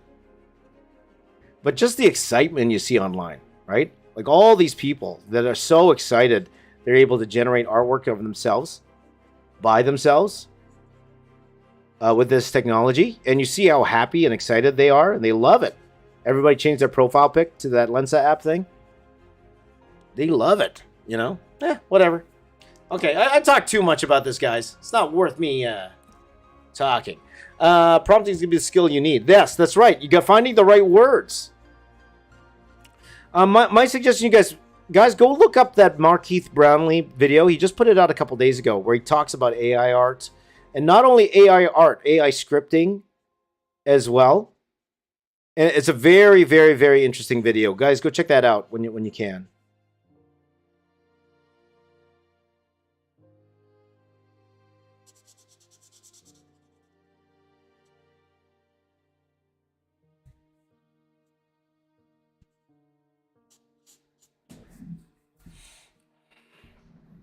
So there you go. Yeah, it's all about the ideas. That's right. It's all about the ideas. And to be honest, it's always been about the ideas, right? It's like, well, again, whatever. You know my favorite saying, guys, right? It is what it is. It is what it is.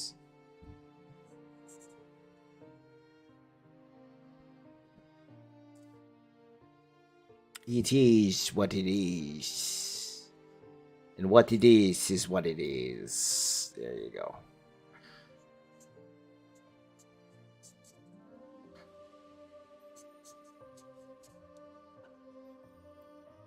Oh, I'm drawing over my head. Let me see if I can pull it so you can see what I'm doing.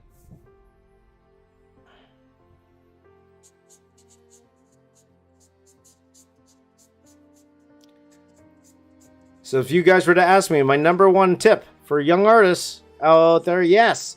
Before it used to be patience. Now it's like learn AI art. That's what I would tell them. It's no longer patience. It's learn AI art.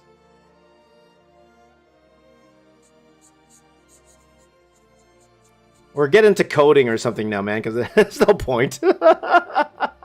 No point anymore, guys. I gave up.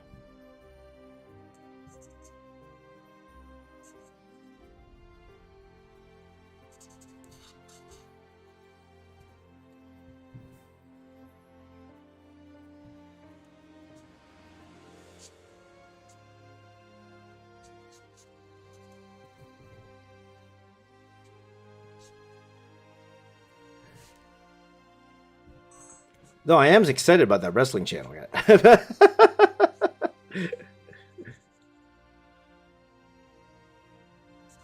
Like, it wouldn't be that hard for me to do, but I would need an editor, man. I need an editor.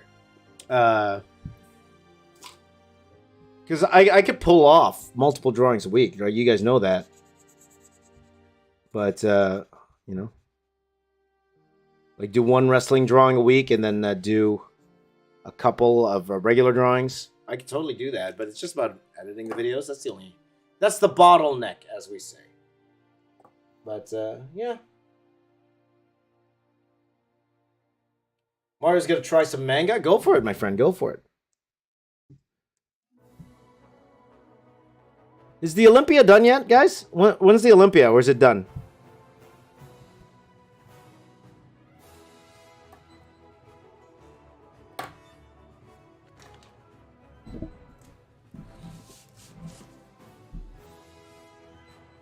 Joe wants me to do Tekken. There you go. Man, if I could take my concept art, add, subtract things, improve it with AI art. That's what you should be doing, Beowulf. See, I really think concept artists, they're going to get hit hard by this. They're going to get hit hard. Like directors have a vision in their mind, and now they have a way to actually get that on paper, right? They have a vision in their mind what they want things to look like. And now they could do it themselves, really. Like if I was starting a movie and I had limited budget and this technology is available, I'm not hiring an artist. Why would I, if there's a technology available to me that's like literally free or very cheap, why on earth would I hire an artist? I need some concept work done for a movie. And I have a very limited budget on the movie. I'm saving that money for other things.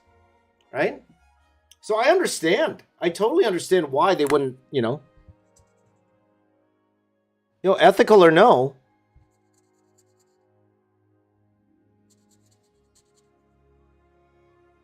Why would I hire a concept artist if what I prompt is giving me out results that exactly what I want, right? Why would I even bother?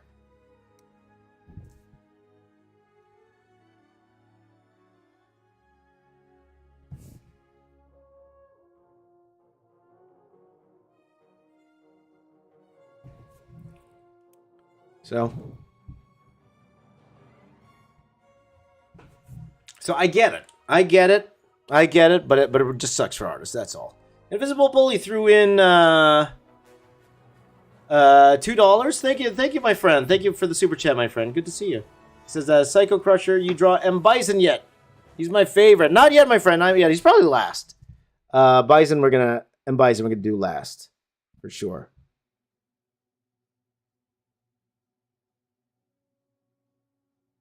Did you guys watch the 90s Street Fighter movie? Have you watched it with Raul Julia? Like, what a choice for M. Bison. Well, first of all, Jean-Claude Van Damme is Guile. Like, Jean-Claude Van Damme is Guile. But then you had Raul Julia playing M. Bison.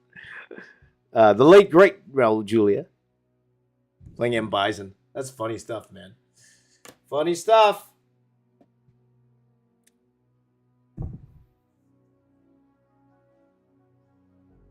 Yeah, so. Hey, Bearwolf says, I have folders of characters and stories using all their mythological characteristics.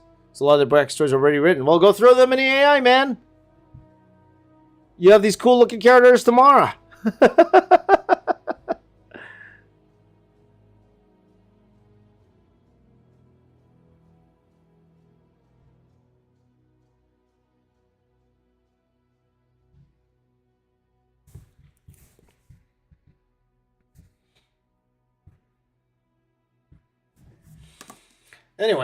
Anyway. Love 3D. Me too. Let's see here. Have I seen the new Street Fighter 6 designs? Not yet, my friend. Not yet. Let's look them up.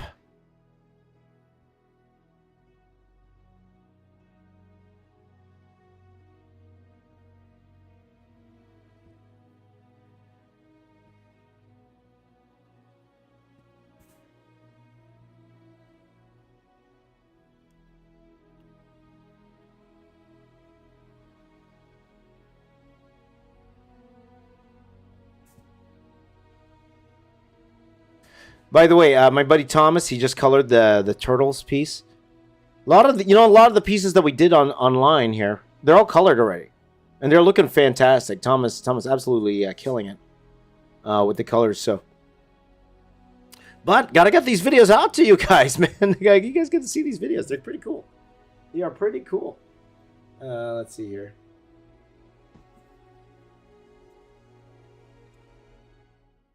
Oh, really? I didn't know that, Knuckles Sandwich. Said Raul Julia had cancer, but took the role because his sons were big fans of Street Fighter. Final gift to them, right? Right on. Well, definitely a noble reason to take on that role.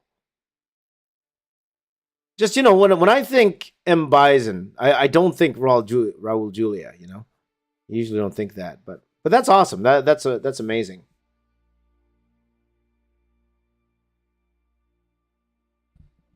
Because I think I know Raul Julia from Addams Family, right? Wasn't he from Addams Family? He was like on an iteration of one of those Addams Family remakes.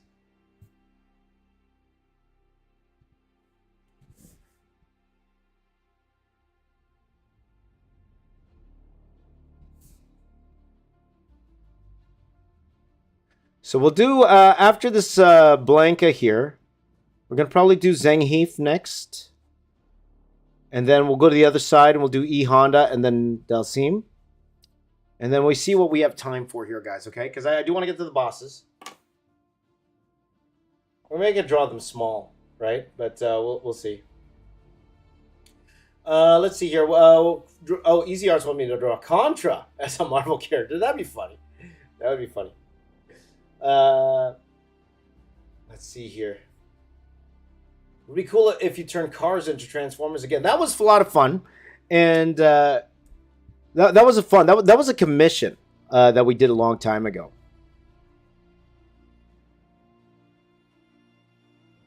If I turned a Cybertruck into a Transformer, would that get views? But in terms of cars, probably no. I'm going to be doing, probably next, guys, I probably will be doing that Ninjago, but not this one. Not this one here. One with the boxes over there. I do have a Ninjago here. So I'm going to get my daughter to put that together probably sooner than later. But there's this one collab I've been wanting to do for about a month now that I really want to get to. So we'll probably be doing that next. But it's the most detailed drawing, so it might take a few days. 2 or 3 days to actually finish it. So. Sure. Quid of Smiles like stream like this. Well, hey, my friend, hey. Zangief is 7 foot. Okay, so I will draw him big, my friend. I will definitely draw him big. Let's see here. JP said, yes, I would watch you do a Cybertruck.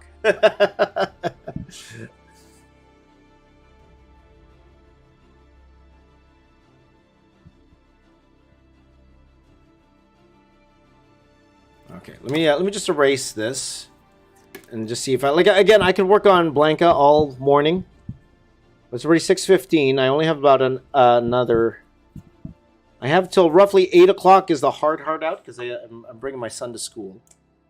So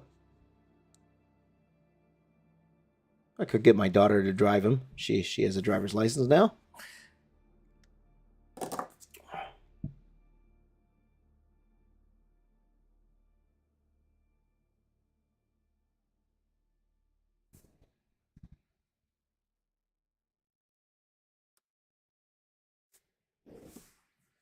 Just making sure I'm okay with it. Again, like I could go back and add a little bit more detail to these things later.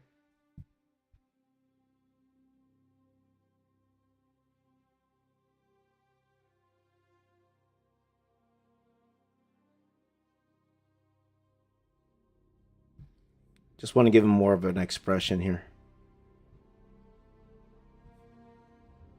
I wonder what my buddy Eric Coe would think of this. He's gonna hate it. I saw on YouTube my buddy Eric. He's on his way to Tokyo now.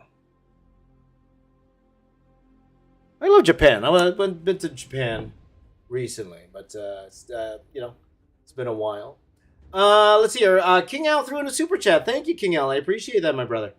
I know you probably won't have time, but I wish you could draw Sakura.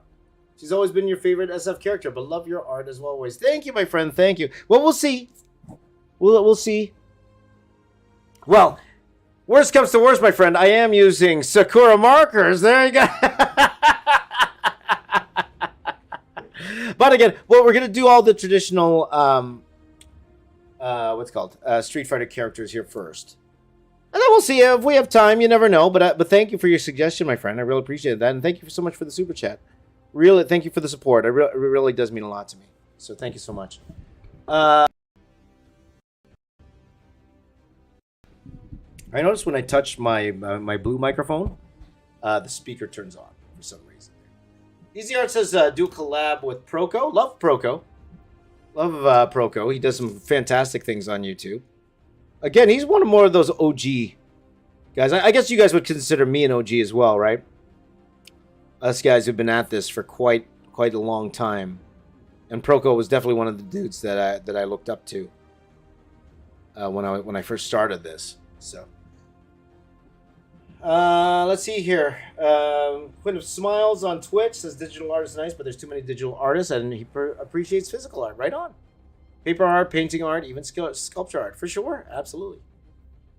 Do a collab with David Finch. You guys know David Finch is my buddy. And I should message him. I haven't talked to him in a while. I should message him sooner than later. Let's see here. Mikoi. First of all, I really like your name there. Mikoi. I always watch your videos back in the day. Thank you. I learned a lot from your videos. Can I please show you what I made? The easiest way to show me your work where I'm actually going to see it, guys, is Twitter. Well, it's mainly because not a lot of people follow me there. So if I get a notification, most likely I'll see it. Okay? That doesn't mean I'm going to reply and give you advice or anything. But if you want me to see something, for sure, definitely just send it to me on Twitter. That's the easiest part. Easiest way to do it. Okay? I understand some people aren't on Twitter. I understand people don't like Twitter. Okay? To each his own. But that is the easiest way to get me to see something. So our artist says, I'm OG. Yes, I'm OG. Yes. I'm OG. Let's go Zangief, guys. Zangief! Zangief, and you're telling me he's 7 feet, right? 7 feet tall. Zangief. Let's do this. What's your Twitter handle? I think I follow, but I don't remember. At Box Office Artist, my friend. At Box Office Artist. That's right. Mikoy, Pinoy. Mikoy, Pinoy.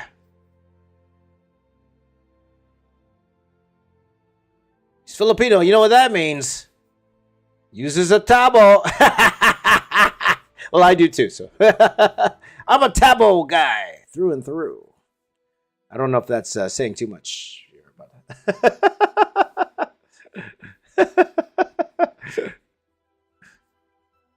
by the way, McCoy, if you haven't seen that video, for those of you who are Filipino, you have not seen that video of myself and fellow Filipino artist Anthony Francisco, who designed Baby Groot for Marvel, legendary Marvel concept artist, now killing it in the NFT space. Go check that out. Go look up Anthony Francisco and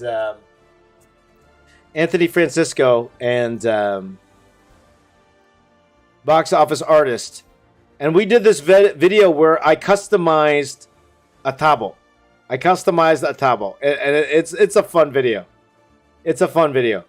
So all of you guys, if you haven't seen that video, that's one of my favorite videos. I love that video. It's hilarious. Okay, let me know if you've seen that video where we customize a tabo. Okay, if you guys seen that video. For those of you who don't know, a tabo is like a bucket used for washing your butt. It's for washing your bum. There you go. So check that one out. If you like that. If you're Filipino, that's for you guys, my Filipino friends. You know what video I should put out? I have to find it. I have to find the footage. For my Filipinos, I did all the Mars Ravello's Filipino heroes in a Marvel style. I never released that video. I've shown the artwork many times, but I never released that video. I should release that video. Like, now's a good time as any. Now's a good time as any to release that video. So.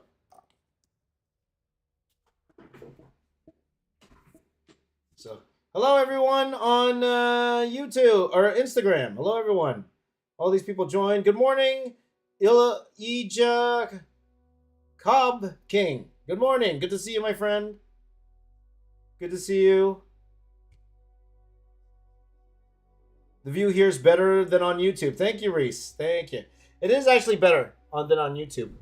But on Instagram, you can't see my smiling face. Okay. The Instagram, the good thing about the Instagram feed is that it's a wider shot, the Instagram feed, than the I just realized I was not recording my podcast this whole time. Wow.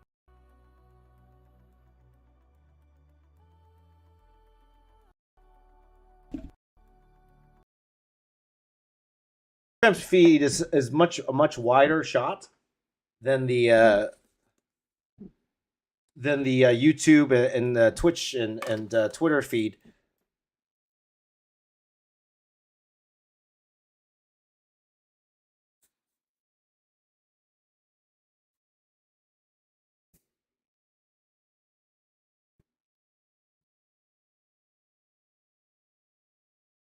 But then you won't see my smiling face on Instagram. So that's why you're missing out on Instagram. You're not seeing my smiling morning face with the muta. Only Filipinos would get that one. There you go. There you go, my friend. The muta. There you go.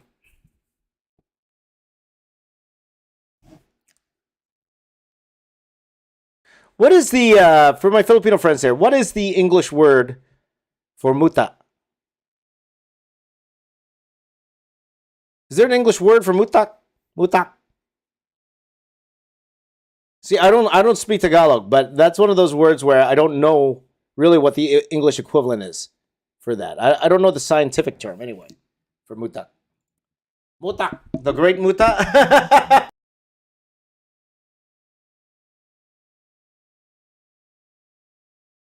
Nakamura.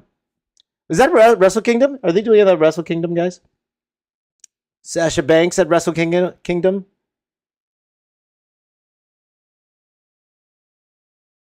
And then possibly an AEW right after that. Well, we will see. So interesting times in the wrestling land there, guys. But you see, if I had a wrestling channel, we could talk about this stuff freely. Morning Dust. Morning Dust. Good morning, Julian. Good morning.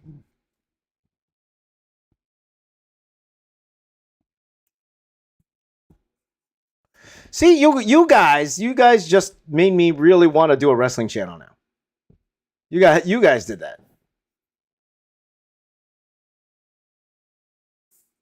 You guys made me want to do a wrestling channel. You guys did that.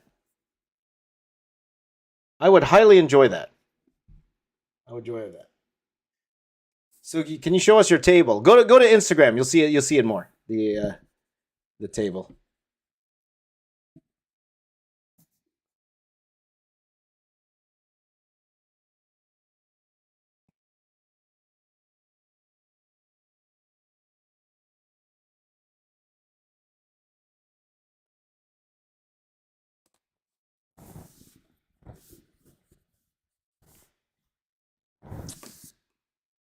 Man, you guys got me excited to do a wrestling channel. I really want to do one now. You know, you talk about something that excites you. It's really exciting me now, man. That's really exciting. You know? So I know that's not for all of you. I understand that for sure. So that's why I should do it on a different channel. Casanto Art says we all call muta sleep. Like you have sleep in your eyes. There you go. Sleep in your eyes. There you go. Raphael LM for real says, "Can you do a tutorial, Mr. James?" Well, I'm trying to do both. Bob's trying to bump up the numbers. Don't worry about that, Bob. It's not about the numbers. Here. I think I heard muta being called eye crispies. You know when you wake up and you have that crust in your eyes? That's muta. That's what mutak is. But when I was a kid, we would always just call it mutak.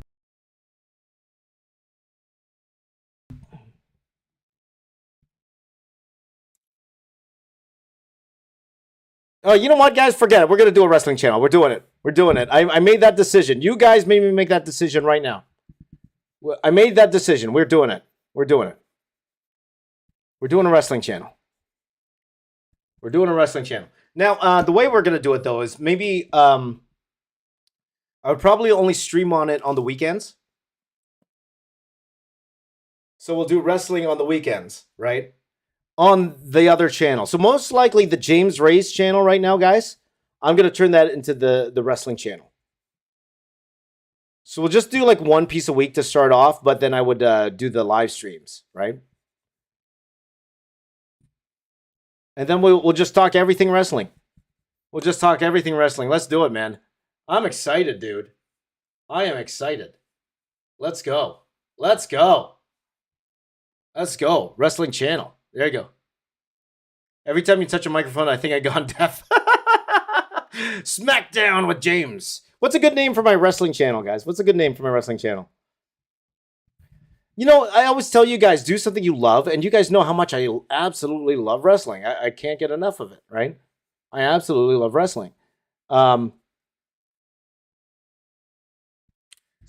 with James, huh?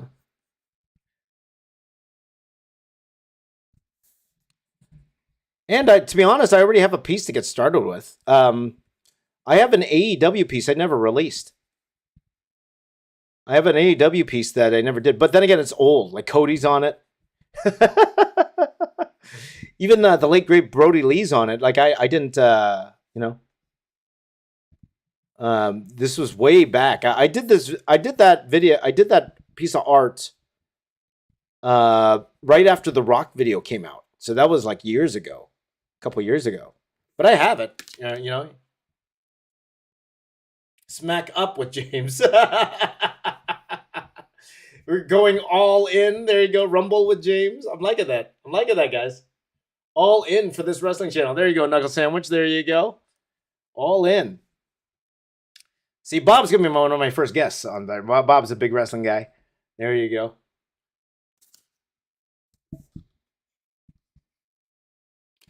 You know why? Because then I could nerd out. I could actually, you guys know, I follow wrestling news all the time. Like I'm a gigantic wrestling fan. You know, we could do things like do after pay-per-view streams. We could do all that stuff, man. It'll be a lot of fun. There'll be a lot of. See, I'm super excited, man. See, that excites me. That's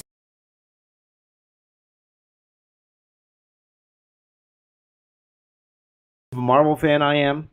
As big of a Marvel fan I am, as big as a Star Wars fan I am.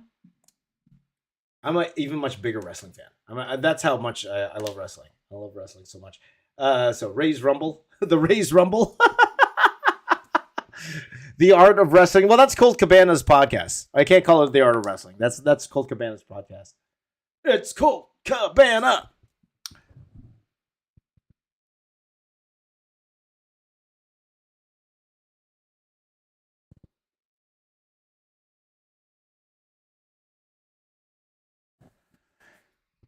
But the thing is, I'd like it to be a little bit more than just me drawing wrestlers. We're going to start out that way for sure.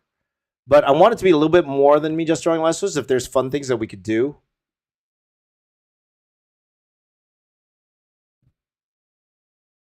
Oh, that's another, that's another video I didn't put out yet before. I did a video. I never put this video out. I did a video where I combined 10 Attitude Era wrestlers into one. So I combined Shawn Michaels, The Undertaker, The Rock, Stone Cold. I combined them into one wrestler. I've done that before. So I have a couple of things. that I could put up almost immediately, right?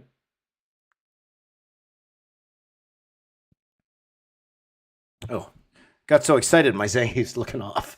There you go. Let me see if anyone on Instagram here has anything. Wrestling moves should be far great for dynamic poses. Flying through the air, right on.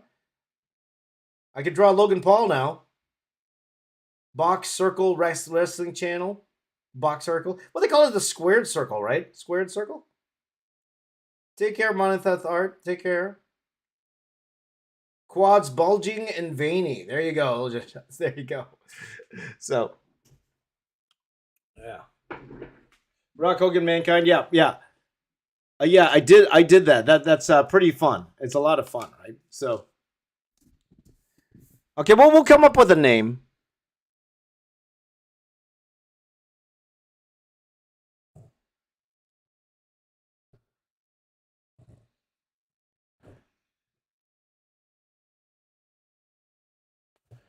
But that excites me more than doing like a shorts channel or doing all these channels. When you're actually excited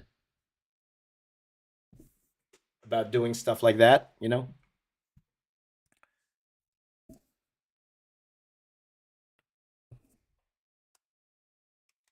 it's one of those things where I'd be doing it for free.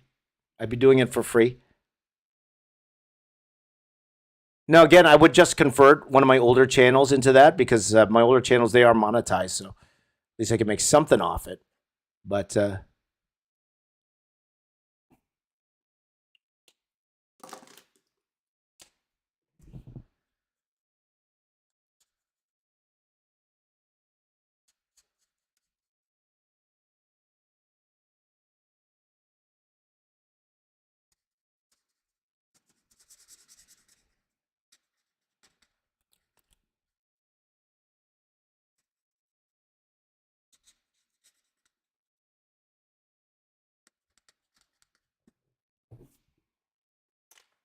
maybe to start off, to get a little noticed in the industry, I'll start drawing a lot of the wrestling pundits out there.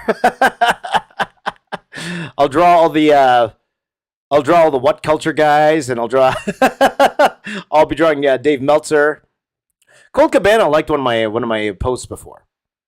Colt Cabana liked one of my posts before.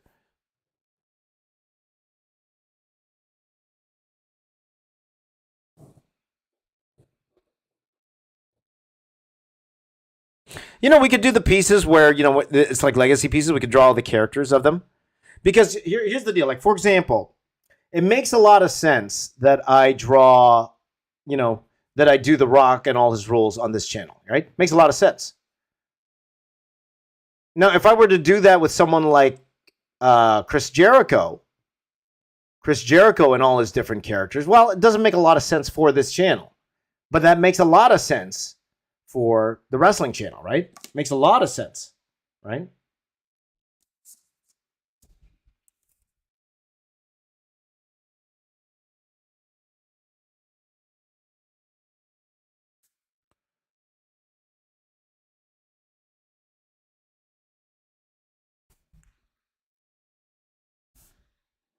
You guys, man. You guys. There you go. Shadow Threat wants me to show Blanca. Well, I can't really without hiding Zangief here. So actually, if you go to the Instagram feed, you'll actually be able to see it better. Okay. Try to get an interview with Chris Van Vliet? Yes, absolutely.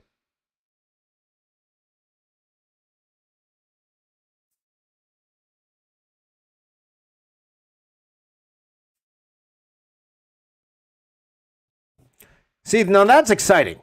Now, you know, when you're excited about something, you're like, oh, wow. Chris Jericho's crossed over into the mainstream. I don't know about that. I wouldn't say that. I won't go that far. Wasn't he on The Masked Singer? Did they reveal him yet on The Masked Singer? He's on The Masked Singer, right? Did they reveal him already?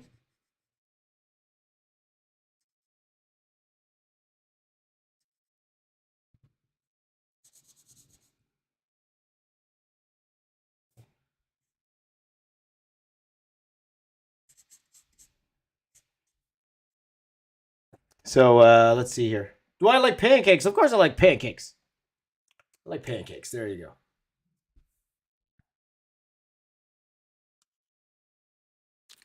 Yeah, because I saw a clip of a dude on The Masked Singer, and everyone's like, "Yeah, that's Jericho. That's Chris Jericho. We know that that sound." Hello, Eugene. How you doing, my friend? Eugene's Twitch channel. Welcome, my friends. Hey, Zangief. That's right.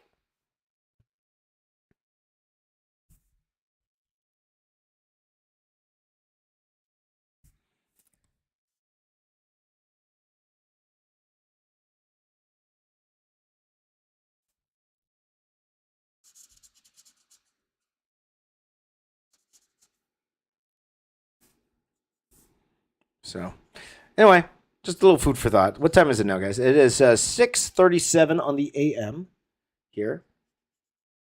Not sure what time it is for you.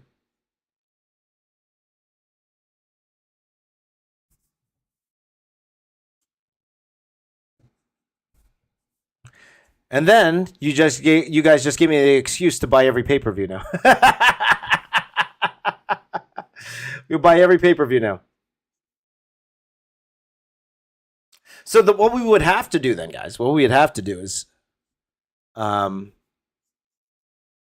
it's kind of hard because I don't want to neglect this channel, right? Like this channel here, and I know not everybody's into wrestling here, and you guys know I love pop culture, so I don't want to neglect this channel. But part of me is like, whenever, you know, I should stream after every big show, after every weekly show, but then that would mean Tuesday mornings for my time, Tuesday mornings, Thursday mornings, because that's after, and Saturday mornings, right? So it's like every other day. Every other day, I would stream about wrestling, right? But I don't want to ignore this channel too. That's the hard part about having two channels, guys. That's the hard part. You got to make decisions like that. Or, you know, I could just keep it stored up and we'll just wait for the weekend to talk about, you know, what happened on the shows. So, again, trying to figure it out. Am I using any reference? Well, I am looking at a I have a Zangief I just Googled Zangief, right? So I just seeing what pops up here. So so you could probably even see what reference I have here. Just pop up Zangief on Google. That's what I'm looking at, really. Like the shading and all that stuff, the posing, I'm just making up as I go along, but it's more for like the details. Like he has all these scars on him, right? So I got to make sure that I got all the scars on him. Like for example, he has this X here, right?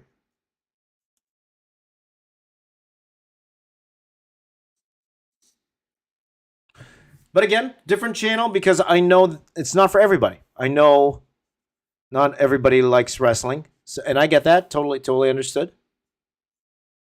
And that's fine. You don't have to like wrestling. For sure. Apple! Good morning, my brother. Good to see you, my brother. Good morning, my best friend there. Apple, good morning, my friend. FTR versus Briscoes 3 was awesome. Yeah, I didn't see it. See, now you guys would give me a reason to go buy that ROH pay-per-view.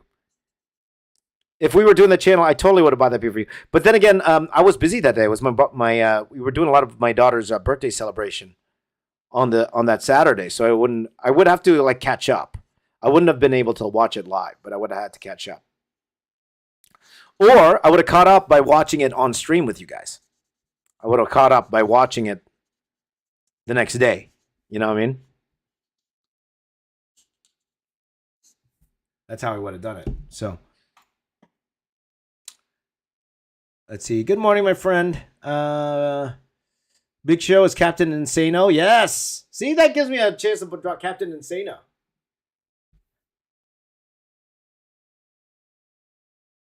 How old are you, Boyd? 10, 15? Oh, Captain Insano.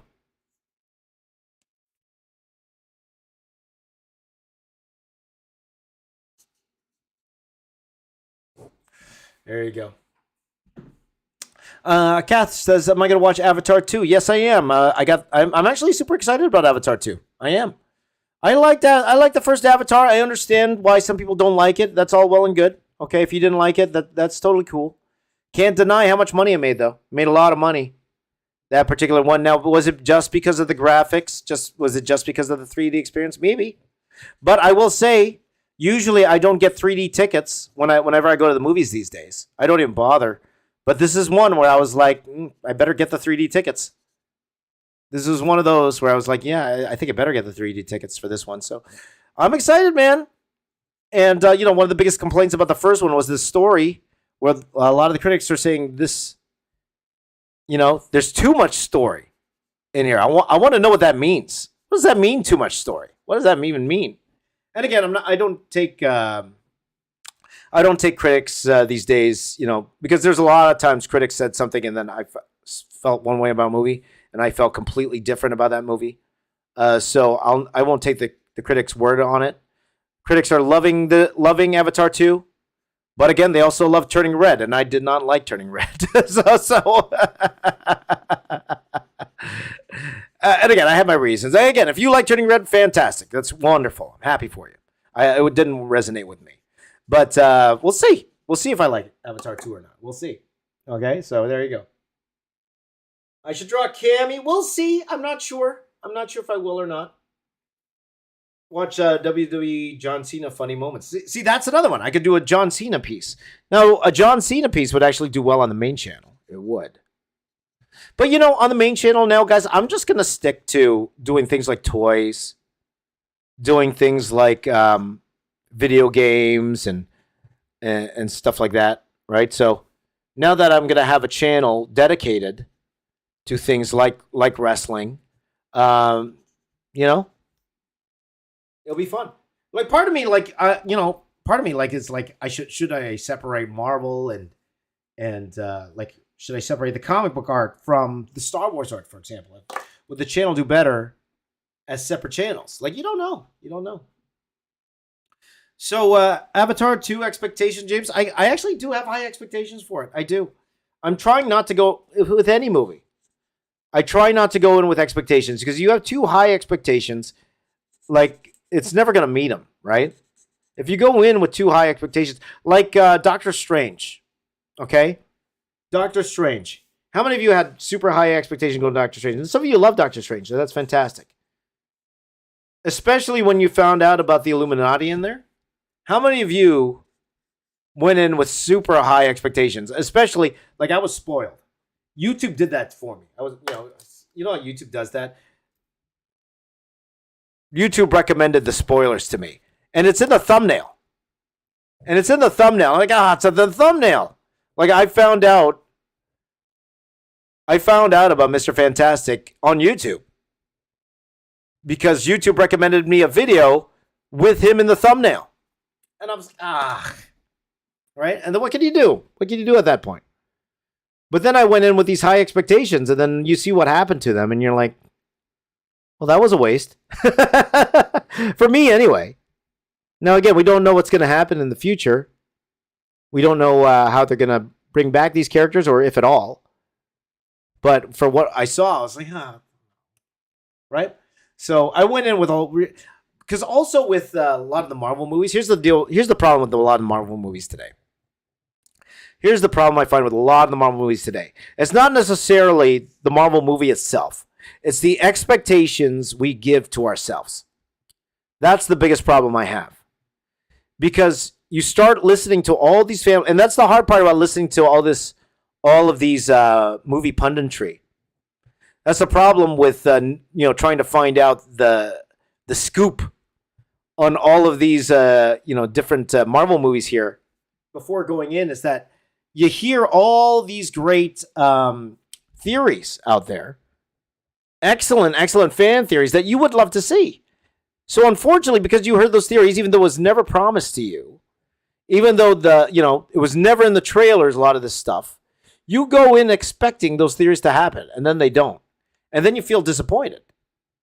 Even though the movie never promised you were going to see those things. It was just something you read online, right? That happens all the time, especially to comic book movies, right? Especially comic book movies, especially for us, because we have a bit of a spoiler because there is, we're familiar with the subject matter. We're familiar with the lore of the comics. We're familiar with the comics that they are influenced by. So we expect it to be like what we read. And then sometimes our expectations are too much.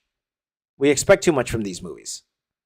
And then that really hurts how we perceive it afterwards. Like, how many people, for example, in WandaVision, how many people thought when they mentioned the scientist in that movie, how many people thought that was going to be Reed Richards, right? How many people thought that? So many people thought that was going to be Reed Richards. Then we did eventually see Reed Richards in Multiverse of Madness, but a lot of people thought we were going to see him in WandaVision. And it just turned out to be nobody.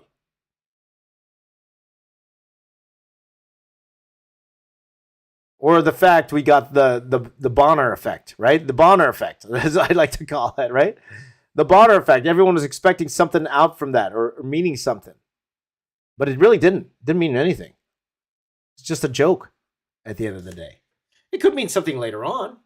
It definitely could be something later on, but, you never know. You never know with these things. So, Mata Nada M says, puts a Michael Jordan quote here. Expect disappointment and you'll never be disappointed. It's true. It's true. Though, at the same time, like, I'll push back a little bit on the quote, but then how are you going to push back to Michael Jordan, right? How are you going to push back to Michael Jordan? That's fine when it comes to things like movies and stuff. But the thing is, if you expect disappointment when you're working on something, then you're actually, to me, you're setting yourself up for failure, because part of trying to create something, part of, for example, whether it be art, whether it be doing a test, whether it be goals in life, part of succeeding is the confidence you have going in. If you're going in like you're about to fail, then what that particular quote doesn't really work, right? And Michael Jordan doesn't apply that to, I don't think he applies that for, regular. He expects to win. Let's just put it that way. Michael Jordan always expects to win. But for movies, that works really well. For movies, that definitely works really well. Unless you're making them. If you're making them, that's a different story. So there you go. Oh, Zendaya's MJ from Spider-Man. Okay. This is a different MJ. Don't use, because that could also be Michael Jackson, right? Because I was like, is that Michael Jordan? Michael Jordan? Sure. I forgot what channel I was on. I forgot what channel I was on, people. There you go. It's good content for YouTube creator getting views. Spoiler alert. Yep, right on.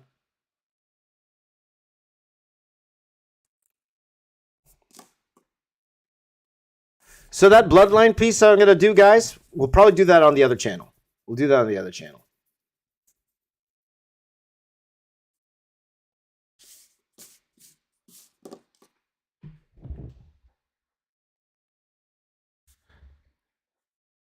Well, you know what? We'll see. It's always hard with YouTube, guys. You never know what hits. You never really know.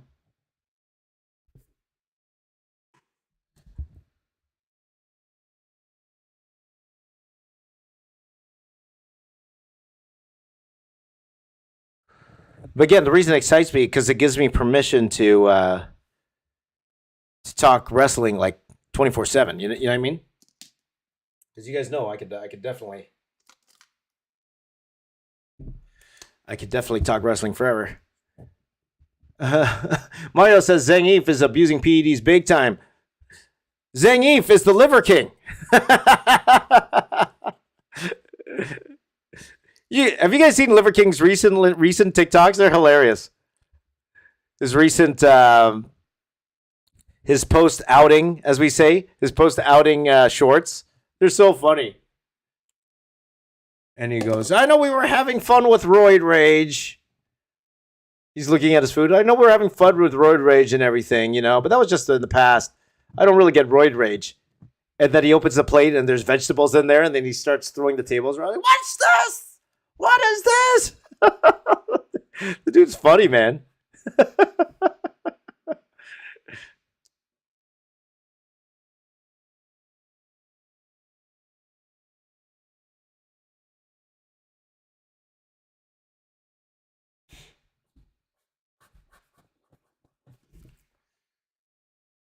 PEDs or no, the dude's funny, so I'll still watch him. It's funny. What do you guys think? Joe Rogan accused The Rock of being on PEDs or on some sort of testosterone. What do you guys think? Because the thing is, for me, right? I don't care. I just assume he's on something, right? Just because it's so hard. It's so hard to be that size at that age. It just, from a scientific perspective, it's just hard, right? So you think, but it doesn't matter to me at the end of the day. It's not like if I find out he's using, if he's getting a hormone replacement or anything like that, it's going to stop me from watching his movies. I'm still going to watch his movies, right? So it doesn't really matter to me. I don't really care. So, yeah, Mario, I saw that interview. That was the Andrew Schultz interview where Liver King says he's going to stop the PEDs. We'll see.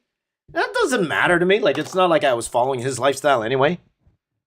I just watched the dude because he's entertaining. He's funny.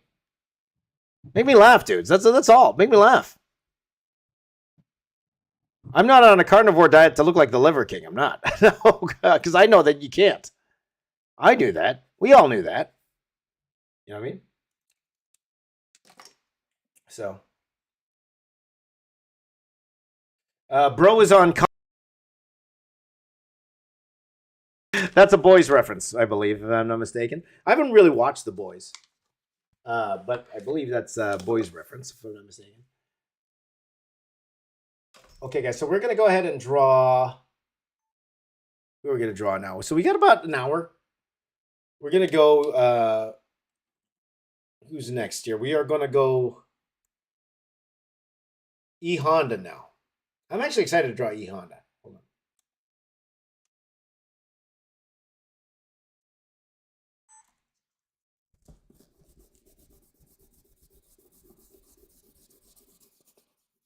you know, you erase the pencil marks and you see things you missed. I see that I could strengthen this line up a little bit.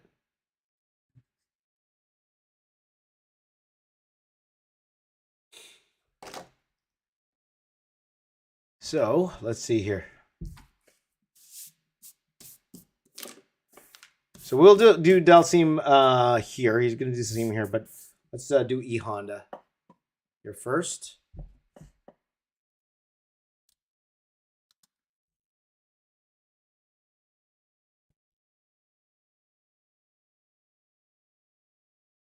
You know, and it is what it is. Like, nobody really cares.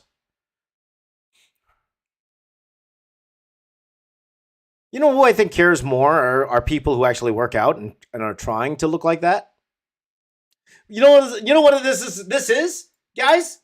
You know what this is? This is AI art in the fitness world. This is AI art in the fitness world. That's what steroids are, right? That's what PEDs are. AI art in the fitness world. So us on the outside, that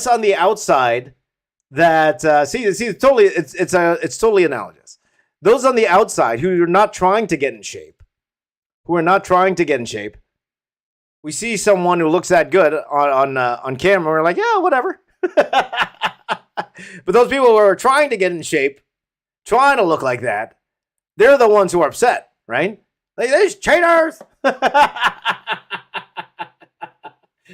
AI muscles. That's right, Mata. AI muscles. There you go. Right? It's kind of the same. Kind of the same.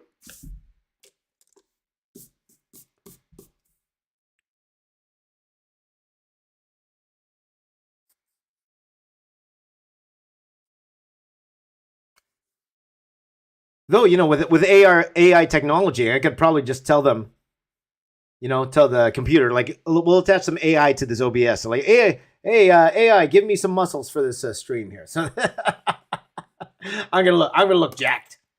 There you go, right? Cheater! Yeah, cheating.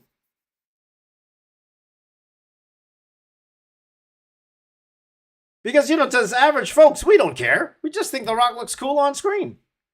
Like, look at Chris Hemsworth, man. See how giant he gets for these Marvel movies? Because you see how giant he gets and then how skinny he gets afterwards? That's the thing with Chris Hemsworth. It's like The Rock is like Jack 24/7, right? But Chris Hemsworth, like, he'll bulk up for these Marvel movies. But then afterwards, you see how skinny the dude gets? He gets super skinny right after, right? But you know what? I don't care. Because I want Thor to look like Thor. I don't care. You know what I mean? Eugene has an interesting question. Would you ever make a video competing head against another artist? Whoa, yeah, because I'm the best. No.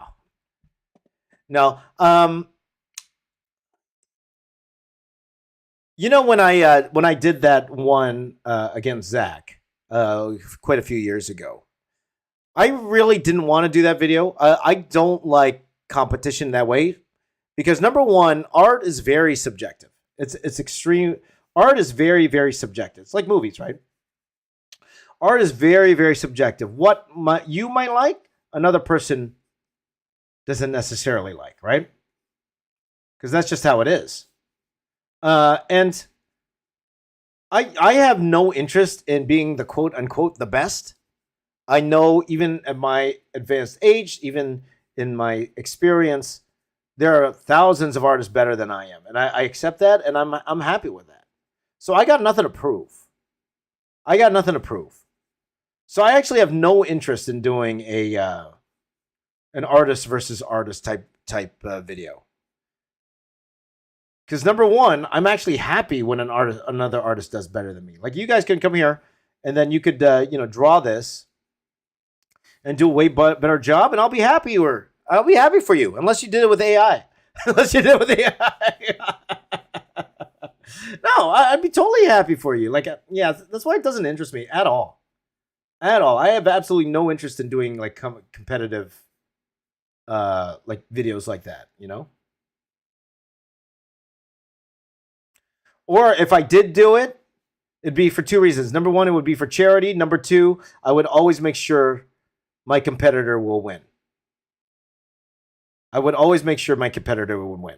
Because I have no interest in beating, quote unquote, beating someone in art. And it's so subjective. It's like, it doesn't interest me in the least. So, yeah, Marl's trying to compete with himself. There you go. I agree, my friend. I agree. Thank you, Jahari. Thank you. So yeah. I think a more fitting analogy for PEDs would be photo bashing. Okay, yeah. Yeah, because literally, like AI art, it just comes right away. It would literally come right away. Because even with PEDs, guys, you still need to work out. Like you will grow a little bit, right? But you still got to work out for them to be effective, right? People think, you use PEDs, you automatically look like Ronnie Coleman, right? No. Like you see these baseball players on PEDs, right? And some of them do look that jacked, but some of them don't. They're on PEDs and they don't look that jacked. So even if you're on PEDs, you still got to work out. It's not like they didn't work out. Well, of course they worked out, right? And again, not promoting PEDs in any way, shape, or form, for sure. But, just the reality. Just because you take PEDs doesn't mean you're going to look like Ronnie Coleman right away, Exactly. They don't grow by themselves. That's right. They don't just automatically grow because you got the hormone. They will grow a little bit, but it's not like you're going to, the next day you can't put your pants on anymore, And by the way, I don't know about being a bodybuilder, man. I remember listening to this podcast with this bodybuilder. And, I listen to a lot of podcasts with bodybuilder, but there's this one dude, so big, he couldn't clean himself up after going to the bathroom. He's so big. He can't clean himself up after going to the bathroom. So he would get his wife to help clean him. Now that's love.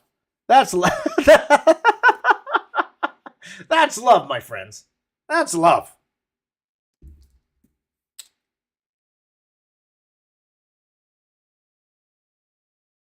But that's why I do like watching bodybuilding competition, because even though like these guys, a lot of these guys are on something, of course, right? Especially those that are not in the natural category, of course. Like the amount of training they have to go through, the amount of what they have to do, like in terms of food to their body, the way they have to eat, the life they have to live to look like that, it's not easy. It's like just because you take a magic pill doesn't mean you get to look like that. They still had to put in all these, that's their life, right? To look like that.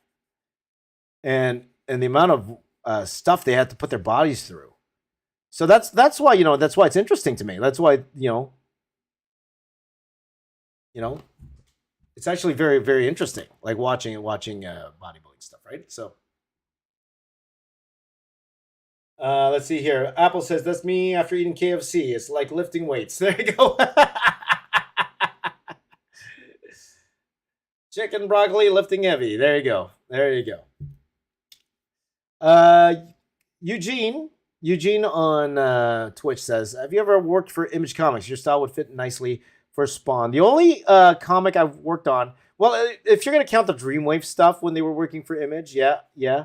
But Top Cow, that was the only company I've worked for Image. Would be Top Cow. I'm trying to think. Was that Transformers one? Transformers G.I. Joe. No, that was for IDW. Oh no, was that for Image? I don't remember. But then, yeah. The only one I really worked on was City of Heroes for Top Cow. But no, I've never worked on any of those Image comics. So yeah. And that would be the only ones that would excite me, like those old school ones. So like Image Comics now, it's more independent comics now.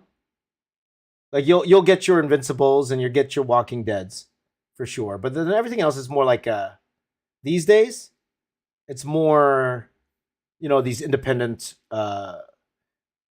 because if I'm not mistaken, Image Comics is still nonprofit, right? Apple, you would know, right? Image Comics is still nonprofit. It's like a nonprofit organization now. Or that's how it was a few years ago, if I'm not mistaken. I could be very mistaken. I don't know. I'm not into comics now. But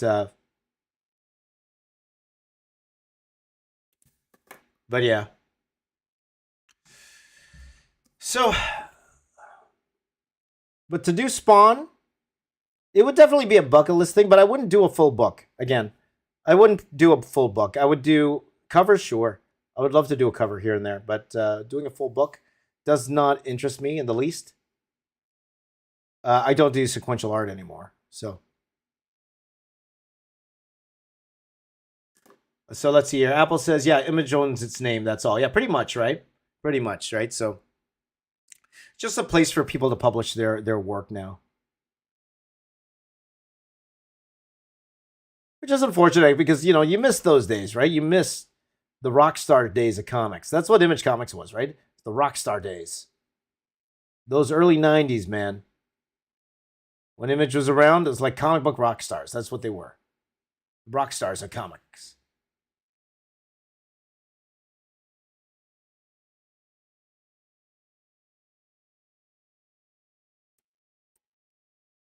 So, did I like the Transformers new trailer, James? Absolutely, Shadow Thread. Loved it. Loved it. Hello, Val Fox's Art. Hello. Good to see you here. Thanks for watching on Twitch.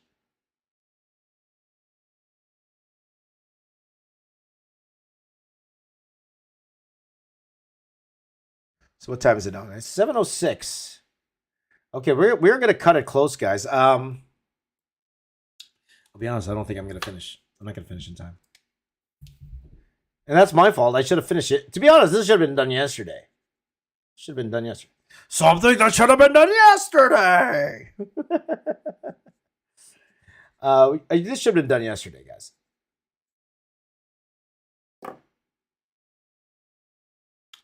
JP says loved G.I. Joe Transformers and actually drawing a Bumblebee. So there you go. There you go. Thank you, my friend. The Indiana Jones new trailer. Do you like? Yep. And again, man, how about talking about technology, man? How about that deepfake technology these days, man? Holy cow! That Harrison Ford, that young Harrison Ford in that trailer, how fantastic did that look? Like they don't even need act. Well, you know what? Maybe this AI art, it's akin to these actors now worried about deepfaking, right? That's another something that's very similar in that sense. A lot of actors are like, why would they need us anymore? Why would they need us anymore? They could just, depending if they sign away their likenesses or something. Though it could be a way for them to live forever too. They could maybe make a lifetime deal with a, maybe these actors can make a lifetime deal with a movie studio. Here's a life deal. Pay me like $1 billion, and you can use my likeness for any movie you want in the future, right? I could totally see that happening. That could totally happen, right? Eugene Twitch channel says, yep, Image is about big capes, shoulder pads, guns, and spikes. You forgot pouches. Don't forget the pouches, my friend. That was the most important part, the pouches. Love me a good Rob Liefeld pouch, my friend. There you go. No, I loved him. I loved Image Comics back in the day. Couldn't get enough. But again, I didn't read them. I read them, but it wasn't about the story for me. Like, it was about the art. It was all about the art. Every Image Comics I bought, it was all about the art. Hello, Bob. Good to see you, Comic Bob. How you doing, buddy? Hey, Bob, I'm thinking about starting a wrestling channel. We were talking it all morning. I'm seriously thinking about starting a wrestling channel. Seriously thinking about it. Bob has a wrestling channel, wrestling podcast. So there you go. Totally thinking about it, my friend. Totally thinking about it. We'll see. Apple has a classics here, man. Pit, Wetworks, Spawn, Cyberforce, Savage, Dragon. Well, you're talking about those all came out right now in the store right now. Get me back into a comic store, my friend. There you go. Gen 13. No, Gen 13 came out a little bit later though, right? But I love Gen 13 too. Love Gen 13 also. But those were the days, my friends. Those were the days.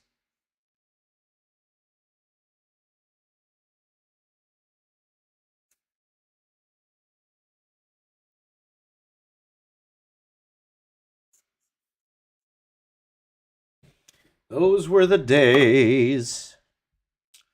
Spawn was Mario's favorite comic character. Yeah, right on. Witchblade, right on, Beowulf. Jim Lee, Mark Silvestri, Joe Mad, J. Scott Campbell, Brett Booth, Mark Todd McFarlane. All my favorites, my friend. All my favorites. Right on. The Darkness. Darkness was a fun comic. I like The Darkness. Jackie Estacado. Is that his name? Jackie Estacado is his name. Are they still doing Darkness comics? Is Top Cow's still doing that? ABBA. It's a rock and roll days with Wills. Yes, Wills, Nick Manabat, Brandon Choi, etc. That's right. I believe Nick passed away, right? Nick Manabat passed away. Yeah. I love Nick Manabat's stuff, right? Cybernary. He did Cybernary. I loved his stuff. I thought he had a lot of potential, Nick. It's just unfortunate he passed away. Pouches, Eugene, yes. AR art are those who inject balloons into their mind. Did you see that balloon guy? The guy who literally put balloons. You know what? That probably is the better way to put it, my friend. I like that. I like that, Harris. I like that. Because the thing is, you're right. PEDs is more like, yeah, using like maybe photos in your work, right? Or maybe 3D in your work, maybe 3D. But the implants, there you go. Implants is more like AAR. There you go. Right? Implants. Now, here's the problem with implants, though. They don't look as good. They don't look real. Have you seen those guys who try to put those implant muscles? There's that one guy with the really weird looking. I see him all over social media. You see that? You guys know the guy I'm talking about?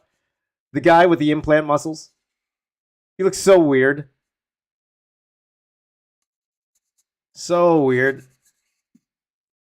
That's not bad comparison because it's immediate, right? AI art is immediate. So we'll see, right? So yeah, do it, Bob. Yes, Bob's favorites are Wildcats, Wentworth, Stormwatch, Cyberforce, and Pit. Mine too, my friend. The Max was amazing, my friend. Yep. Yes, and RP Nick Manabat. Yep. I loved his work, man. He had so much potential. He had a lot of potential. You know, it is what it is. That's life. That's life. That's life.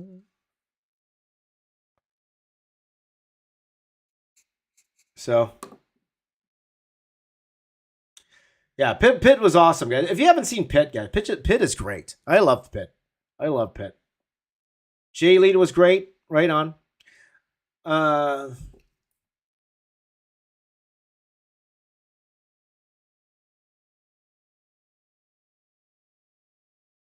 I remember Jay Lee did a title called Hell Shock. You guys remember Hell Shock? And I remember, was it the second issue? I remember the second issue, and I was so looking forward to the second issue of Hell Shock, and it turned out to be like 5 pages or something like that. 5 pages and a behind the scenes because he was so slow, right? You guys remember that?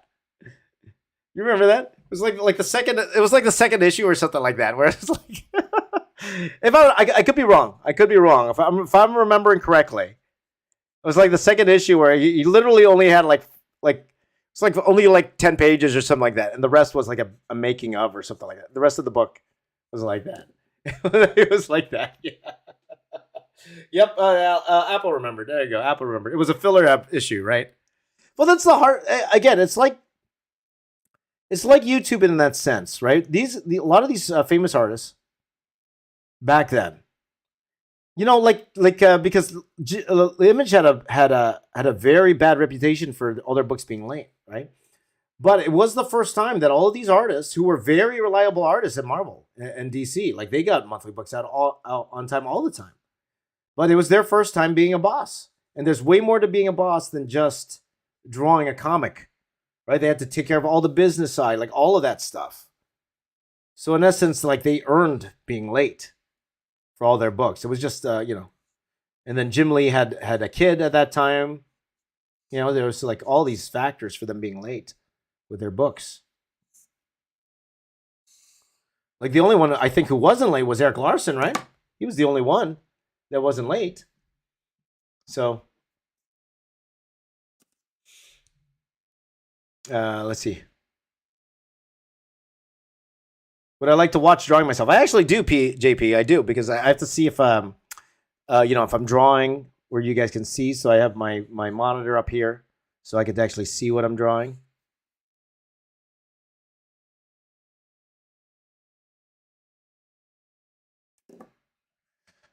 Right on. Let's see here. Remember Chakin the Forever Man? That I don't remember, but Zen the Intergalactic Ninja I remember. I do definitely remember that for sure. Let's see here. Do I like Ryan Mindering's work? I do, of course. Who doesn't? I never got to meet Ryan. When I went to Marvel, when I visited Marvel's offices, we went to dinner with most of the concept artists. So all the concept artists, bless their hearts, they all wanted to go out to lunch with me, which is a huge compliment for myself. So Jackson C, I believe he's the art director on She-Hulk. Of course, Anthony, Andy, Ian Joyner. Is it Joyner? No, not Ian Joyner. Ian, forgot his last name. But a whole bunch of them came out for lunch with me, and we had a wonderful time. Unfortunately, Ryan was too busy that day, so I didn't get a chance to meet Ryan. But all those Marvel concept artist guys, they're wonderful people. Wonderful, like the most talented people on earth. These guys, and it was wonderful to have lunch and to pick their brain, and with guys like Andy, talk about the old Top Cow days, because you guys don't know, Andy was a big Top Cow guy. Did Tomb Raider for Top Cow. Right? Andy Park, who designed a lot of this stuff, a lot of this Marvel stuff, did Tomb Raider. So, what's the worst comic? Eugene, what's the worst comic you have ever read?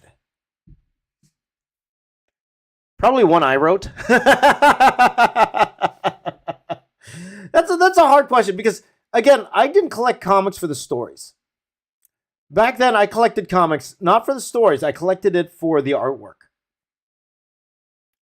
So the story really didn't matter too much to me. It really didn't. So it's hard for me to say.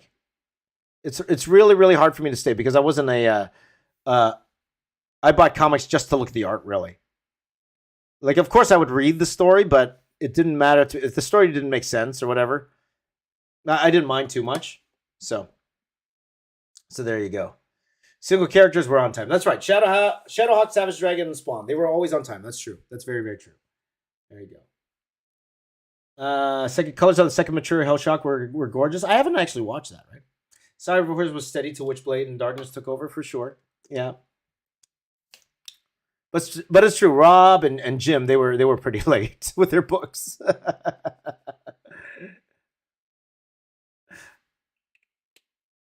Like, I'm still waiting for issue 2 of Darker Image, guys. I'm still waiting for issue 2. Where's issue 2 of Darker Image, guys? Where's Blood Wolf? Where's issue 2 of Blood Wolf, guys? Where's Blood Wolf? Stephen Platt, and there, always some interesting things going on with him and Rob. But I met Stephen. He came to visit Dreamwave. He was in town. He was visiting Pat, and he's friends with Pat because, of course, Pat started off as a Stephen Platt clone. Like, he drew exactly like Stephen Platt. If you look at Pat Lee's older work, but he came into the office, man, and what a great down to earth dude. Dude liked to talk. Dude loved it. He's one of those guys who kept talking. But he was also a wealth of knowledge. It was definitely a wealth of knowledge. I learned so much from just talking to Steven. So, but yeah. Which player, Retro Street Fighter Gang or 3D Street Fighter or New Street Fighter Generation? Oh, so which would I play? I don't play games that much, guys. I don't play games that much, so you would know better than me in terms of those games. So I'm definitely not the resource to answer that question, my friend. Comic Bob says Platt's Soul Saga book was amazing when she finished it. I love Soul Saga to this day. You should see my soul. You know how many times I looked at that book? It's one of those books where, especially for us artists, You know, like you look at comic books for references all the time, and that's one of those books that I've wrecked so many times, and I bought a few issues of them just because I wrecked, because I'm always looking back and forth in the book, always looking back and forth in the book, right? So Platt's Prophet was so hyped. I would have hated to be Stephen Platt's inker, right? Would you hate to be Stephen Platt's inker? That guy has the worst job. Stephen Platt's inker? You think my inker would have the worst job? No. Stephen Platt's inker would definitely have the worst job ever. Stephen Platt's inker.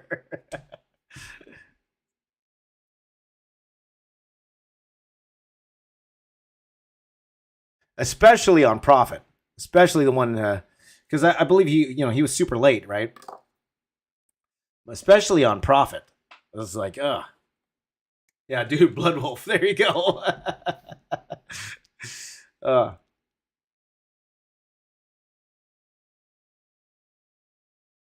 So let's see here. Greg Capullo was pretty cool too. Absolutely. You know, Greg Capullo, his work like really grew on me over time. Because I thought, you know, when he took over for, like, he was first one to start taking over for Todd McFarlane on Spawn. And it's actually really interesting when you hear his story. Like, he was on Kevin Smith's podcast many times, and he talked about those days. But, you know, when he worked on Spawn, I thought it was good, but I wasn't that into it. It wasn't really till he got to his DC stuff that I really started getting into Greg Capullo's work. Though, you know, Greg Capullo's been around forever, right? He's working on X-Force. He worked on a whole bunch of different projects for sure. Like a definite legend, and even better guy, man. What a hilarious dude. If you guys didn't see the interview that he did for my channel long time ago, I did a quick interview with him on this channel. Hilarious dude. One of the funniest dudes out there, right? Great talker, man. So, let's see here. What's your favorite Marvel Art of the Movie book? You know, that is you know, my buddy Mark. That's a question for him. I usually don't collect those art books. Like, I look at, if I had the opportunity to look at them, I absolutely would. But I actually don't collect art books like that. But my buddy Mark, you guys know Mark. He's been in a lot of my videos.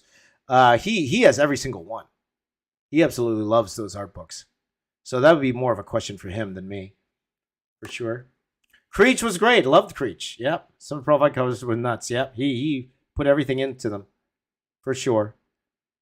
To his detriment, unfortunately, in terms of, you know, the books being late and stuff. But again, you guys could read up on all of that later. Now Steven's a big storyboard artist in Hollywood now, if I'm not mistaken. He's doing mostly storyboards now. That's his thing. Which is funny to me, because, you know, being a storyboard artist is hard, especially if you're a detailed artist like myself, because you want to put all this detail in. So it was hard to imagine for me to Steven transitioning into a storyboard artist, because a storyboard artist, you can't do detail like he does in his comics. You cannot, right? That defeats the point of a storyboard artist, right? So it was just interesting that his career path took him that way, where he's like this prolific storyboard artist now, right? Very interesting.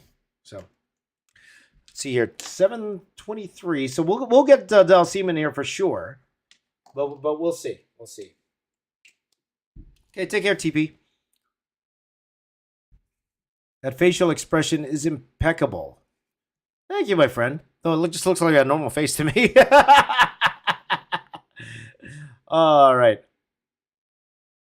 Harris really likes Dale Keown's work. I love Dale Keown's work. He is, you know, when it comes to drawing the Hulk, especially, and of course Pitt, right? Like, Dale Keown is like unmatched to me. Like, one of my favorite artists, for sure. Like, whenever I draw the Hulk, whenever you guys see me draw the Hulk, the two guys, it's very easy to see my inspirations, guys. You guys see how much of an inspiration David is to me. But Dale Keown especially, whenever I draw the Hulk, that he is like, because, you know, to me, he was the best. He was the best at drawing him. Though I do like how crazy David Finch draws the Hulk also.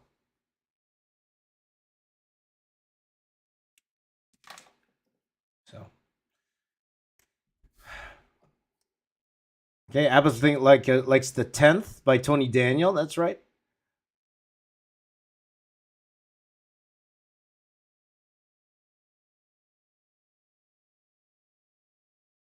You know, it's fun. It's fun talking old school comics, guys. It really is. Oh, it's my childhood. You know, it's not really my childhood. It's like my high school childhood. I told you guys I didn't really get into comics until I was in high school. Grade school, I was more into like sports cards. That was my thing. Grade school, it's all sports cards or whatever I could afford. Like I couldn't afford the Upper Deck stuff because that was $2. You couldn't, But the OPG was only $1. So that's why I always got only like OPG sets. That's all my my card collection is all OPG. Right, ADC? James versus David Sketch Royale. Well, I will lose that one, my friend. That's like that's like Mayweather Deji, man. That's what that. You want to watch the Mayweather Deji, but though Deji did get some shots in. Deji did get some shots in. But you talk about the Mayweather Deji of art YouTube. That's me versus David Finch, man. That'd be good luck with that. There you go. Beowulf like the Fleer X-Men cards. I used to, you know what? I love the Jim Lee set. I bought the Jim Lee set of X-Men cards. That was awesome, man. Jim Lee's X-Men set, where he did the whole set of X-Men cards. That was amazing. And good to see you, ADC. Good to see you, brother. Good to see. If you guys don't know, ADC Art Attack, one of the best YouTubers going right now. One of the best art YouTubers in the world, right here on the Box Office Artist Podcast, or not podcast. I forgot to press play on my podcast. Whatever. So good to see you, my brother. Good to see you. Yeah. No competitions for me, my friend. No competitions here. Let me ask ADC. Are you gonna do like an AI YouTube video? That's something you could do. I really don't have any interest in it, but I could totally see you doing an awesome AI art YouTube video where you would like compete against an AI. That might be more of a Jazza thing. Jazza loves doing that kind of stuff.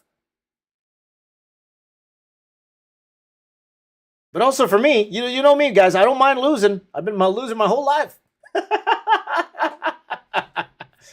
Who uses the thickest outlines in illustration that you know of? Walter asks, and good to see you, Walter. Thickest lines. It's hard to say off the top of my head. I'm not sure. Did Humberto Ramos use thick lines? Oh, there was a dude that used like a lot of thick lines and even like a white outline around. It's hard for me to place, Walter, in my head. Who that would be? But anyway, okay, guys, let's get to Dalzim. Okay, so that's E Honda there, and then Del with an H. There he is. There he is. Good morning, my dude, Walter. He said, a classmate in college who got me into thick lines named Bear. Right on. Now, Dalzim is very thin, right? He's very thin. And he has the long arms.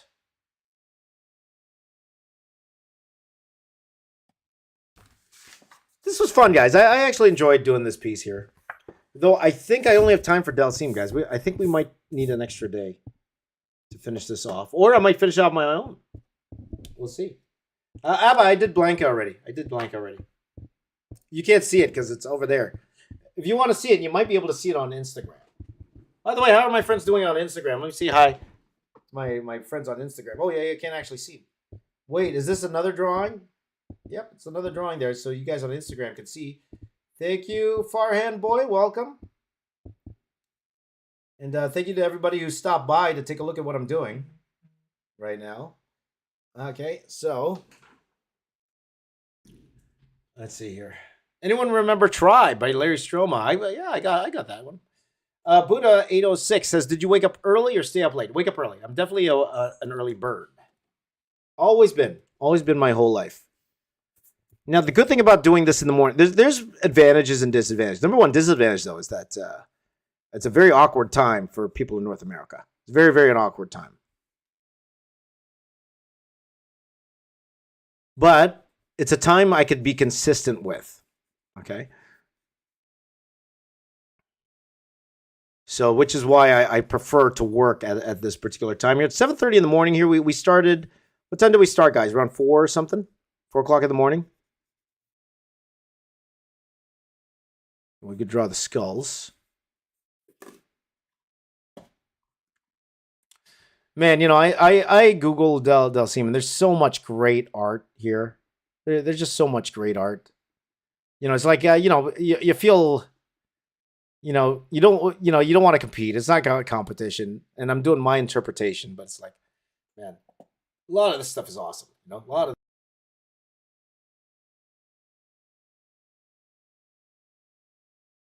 Let's see. I don't know if I'm blind or what, because I used to draw seeing mechs.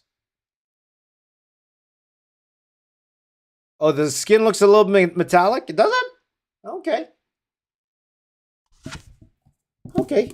Well, if it does to you, it does to you. You're not wrong. For sure. Yeah, the main cast is here. It is missing the bosses. Like, if I just wanted to do the main cast, then we're done. But, I do want to put E Honda in here. I really do.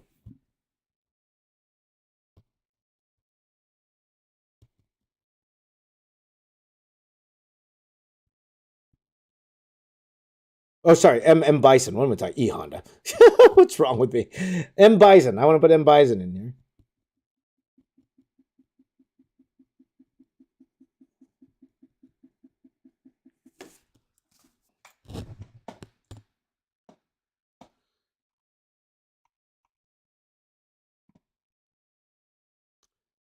Balrog, right?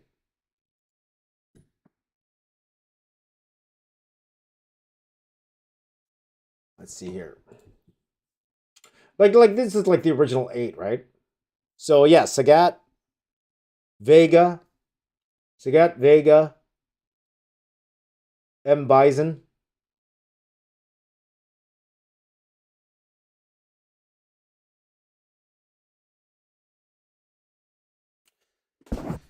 Like, I don't know if I should add like Cammy and Balrog. Of course I should, right? But if I'm just gonna stick with the original game, because Cammy came later, no? You guys know more than me. Like, I'm not much of a gamer, so you guys would know. All I'm trying to remember is back in the day, at the convenience store, when me and my friends would go, and then I would just watch them play because I didn't have any quarters, but I would just go there and watch them play Street Fighter. Poor James didn't have any quarters, so I could play too. If I did have a quarter, I'd die right away because I sucked.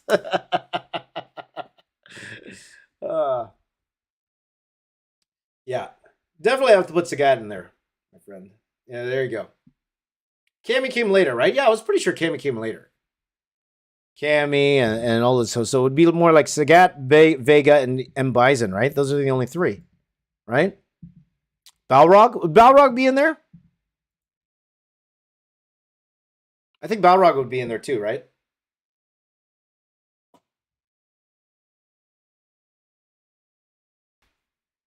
Yeah, Cammy, Faye, DJ, and T-Hawk were the last Street Fighter characters. Yes, I saw that, Bearwolf, for sure, yeah. So.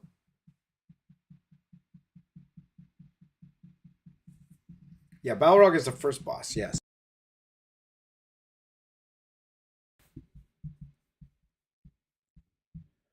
So, yeah, I guess we could do one more stream of this, guys. Let's finish. I want to finish this off right. I don't want to rush it. Also, I have things to do today, so it's like I could go and just and just leave it as is. But yeah, Balrog's got to be there.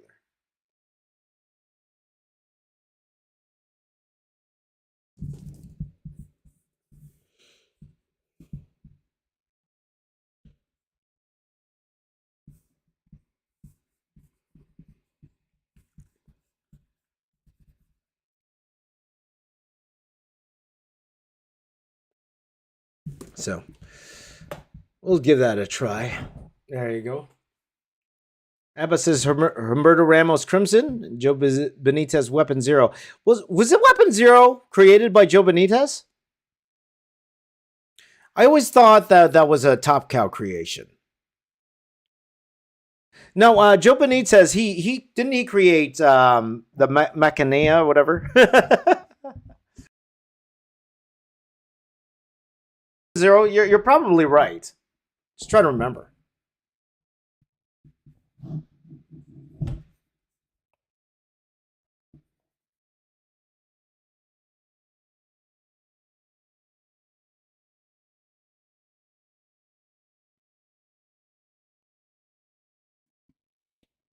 Yeah. Yeah, Balrog, Vega, Sagat, and M. Bison. Yes, yeah, I agree, Beowulf. There you go.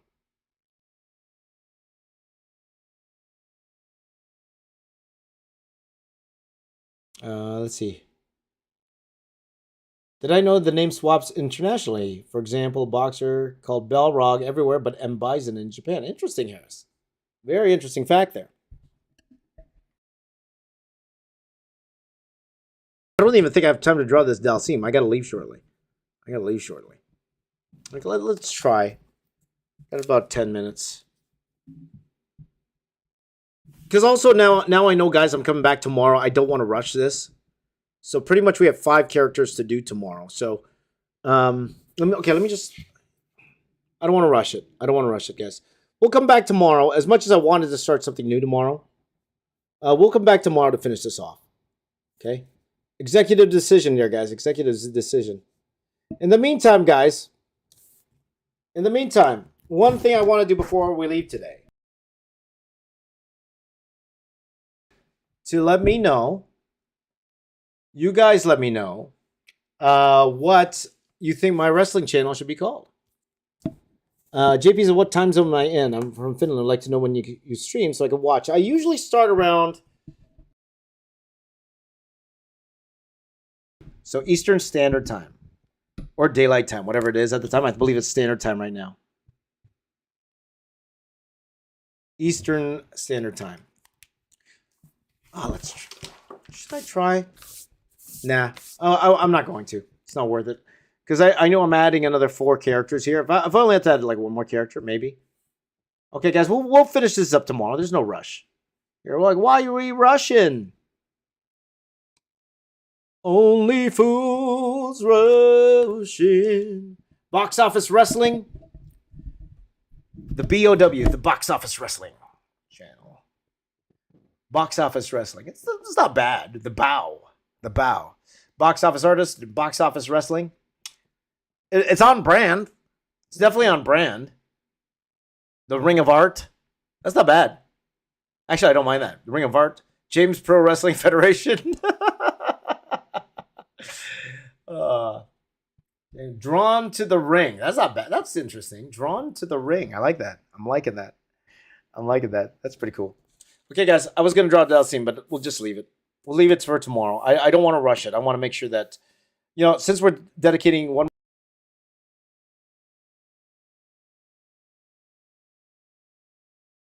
Giving me your suggestions. Maybe I'll put a post in YouTube right now. What should the name of my wrestling channel be? And I'm actually very excited about it. I'm actually Squared Circle Artist. The Squared Circle Artist. That's not bad either. I don't mind that at all. ROA. That's hilarious. ROA. Ring of Art, right? ROA. That's hilarious. For those of you who don't know, because there's a company called ROH, and ROA sounds just like that. That's not bad. Okay, guys. Since everyone needs to go, thank you guys for joining in, for watching. We will do one more stream tomorrow. Again, there's so many characters here, right? That I want to draw correctly. I actually don't think it will take me that long to finish this off because the characters will be a lot smaller. So that's what we will do. But thank you guys for watching the stream. A lot of fun this morning. Thank you for the suggestion. A lot of fun things coming up in 2023. Okay, guys. You guys take care wherever you are watching on YouTube, Facebook, Instagram, Twitch.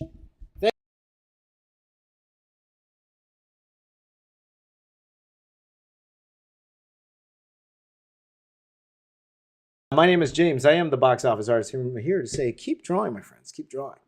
I'll see you all tomorrow. Take care, everyone. Have a wonderful day. Bye-bye.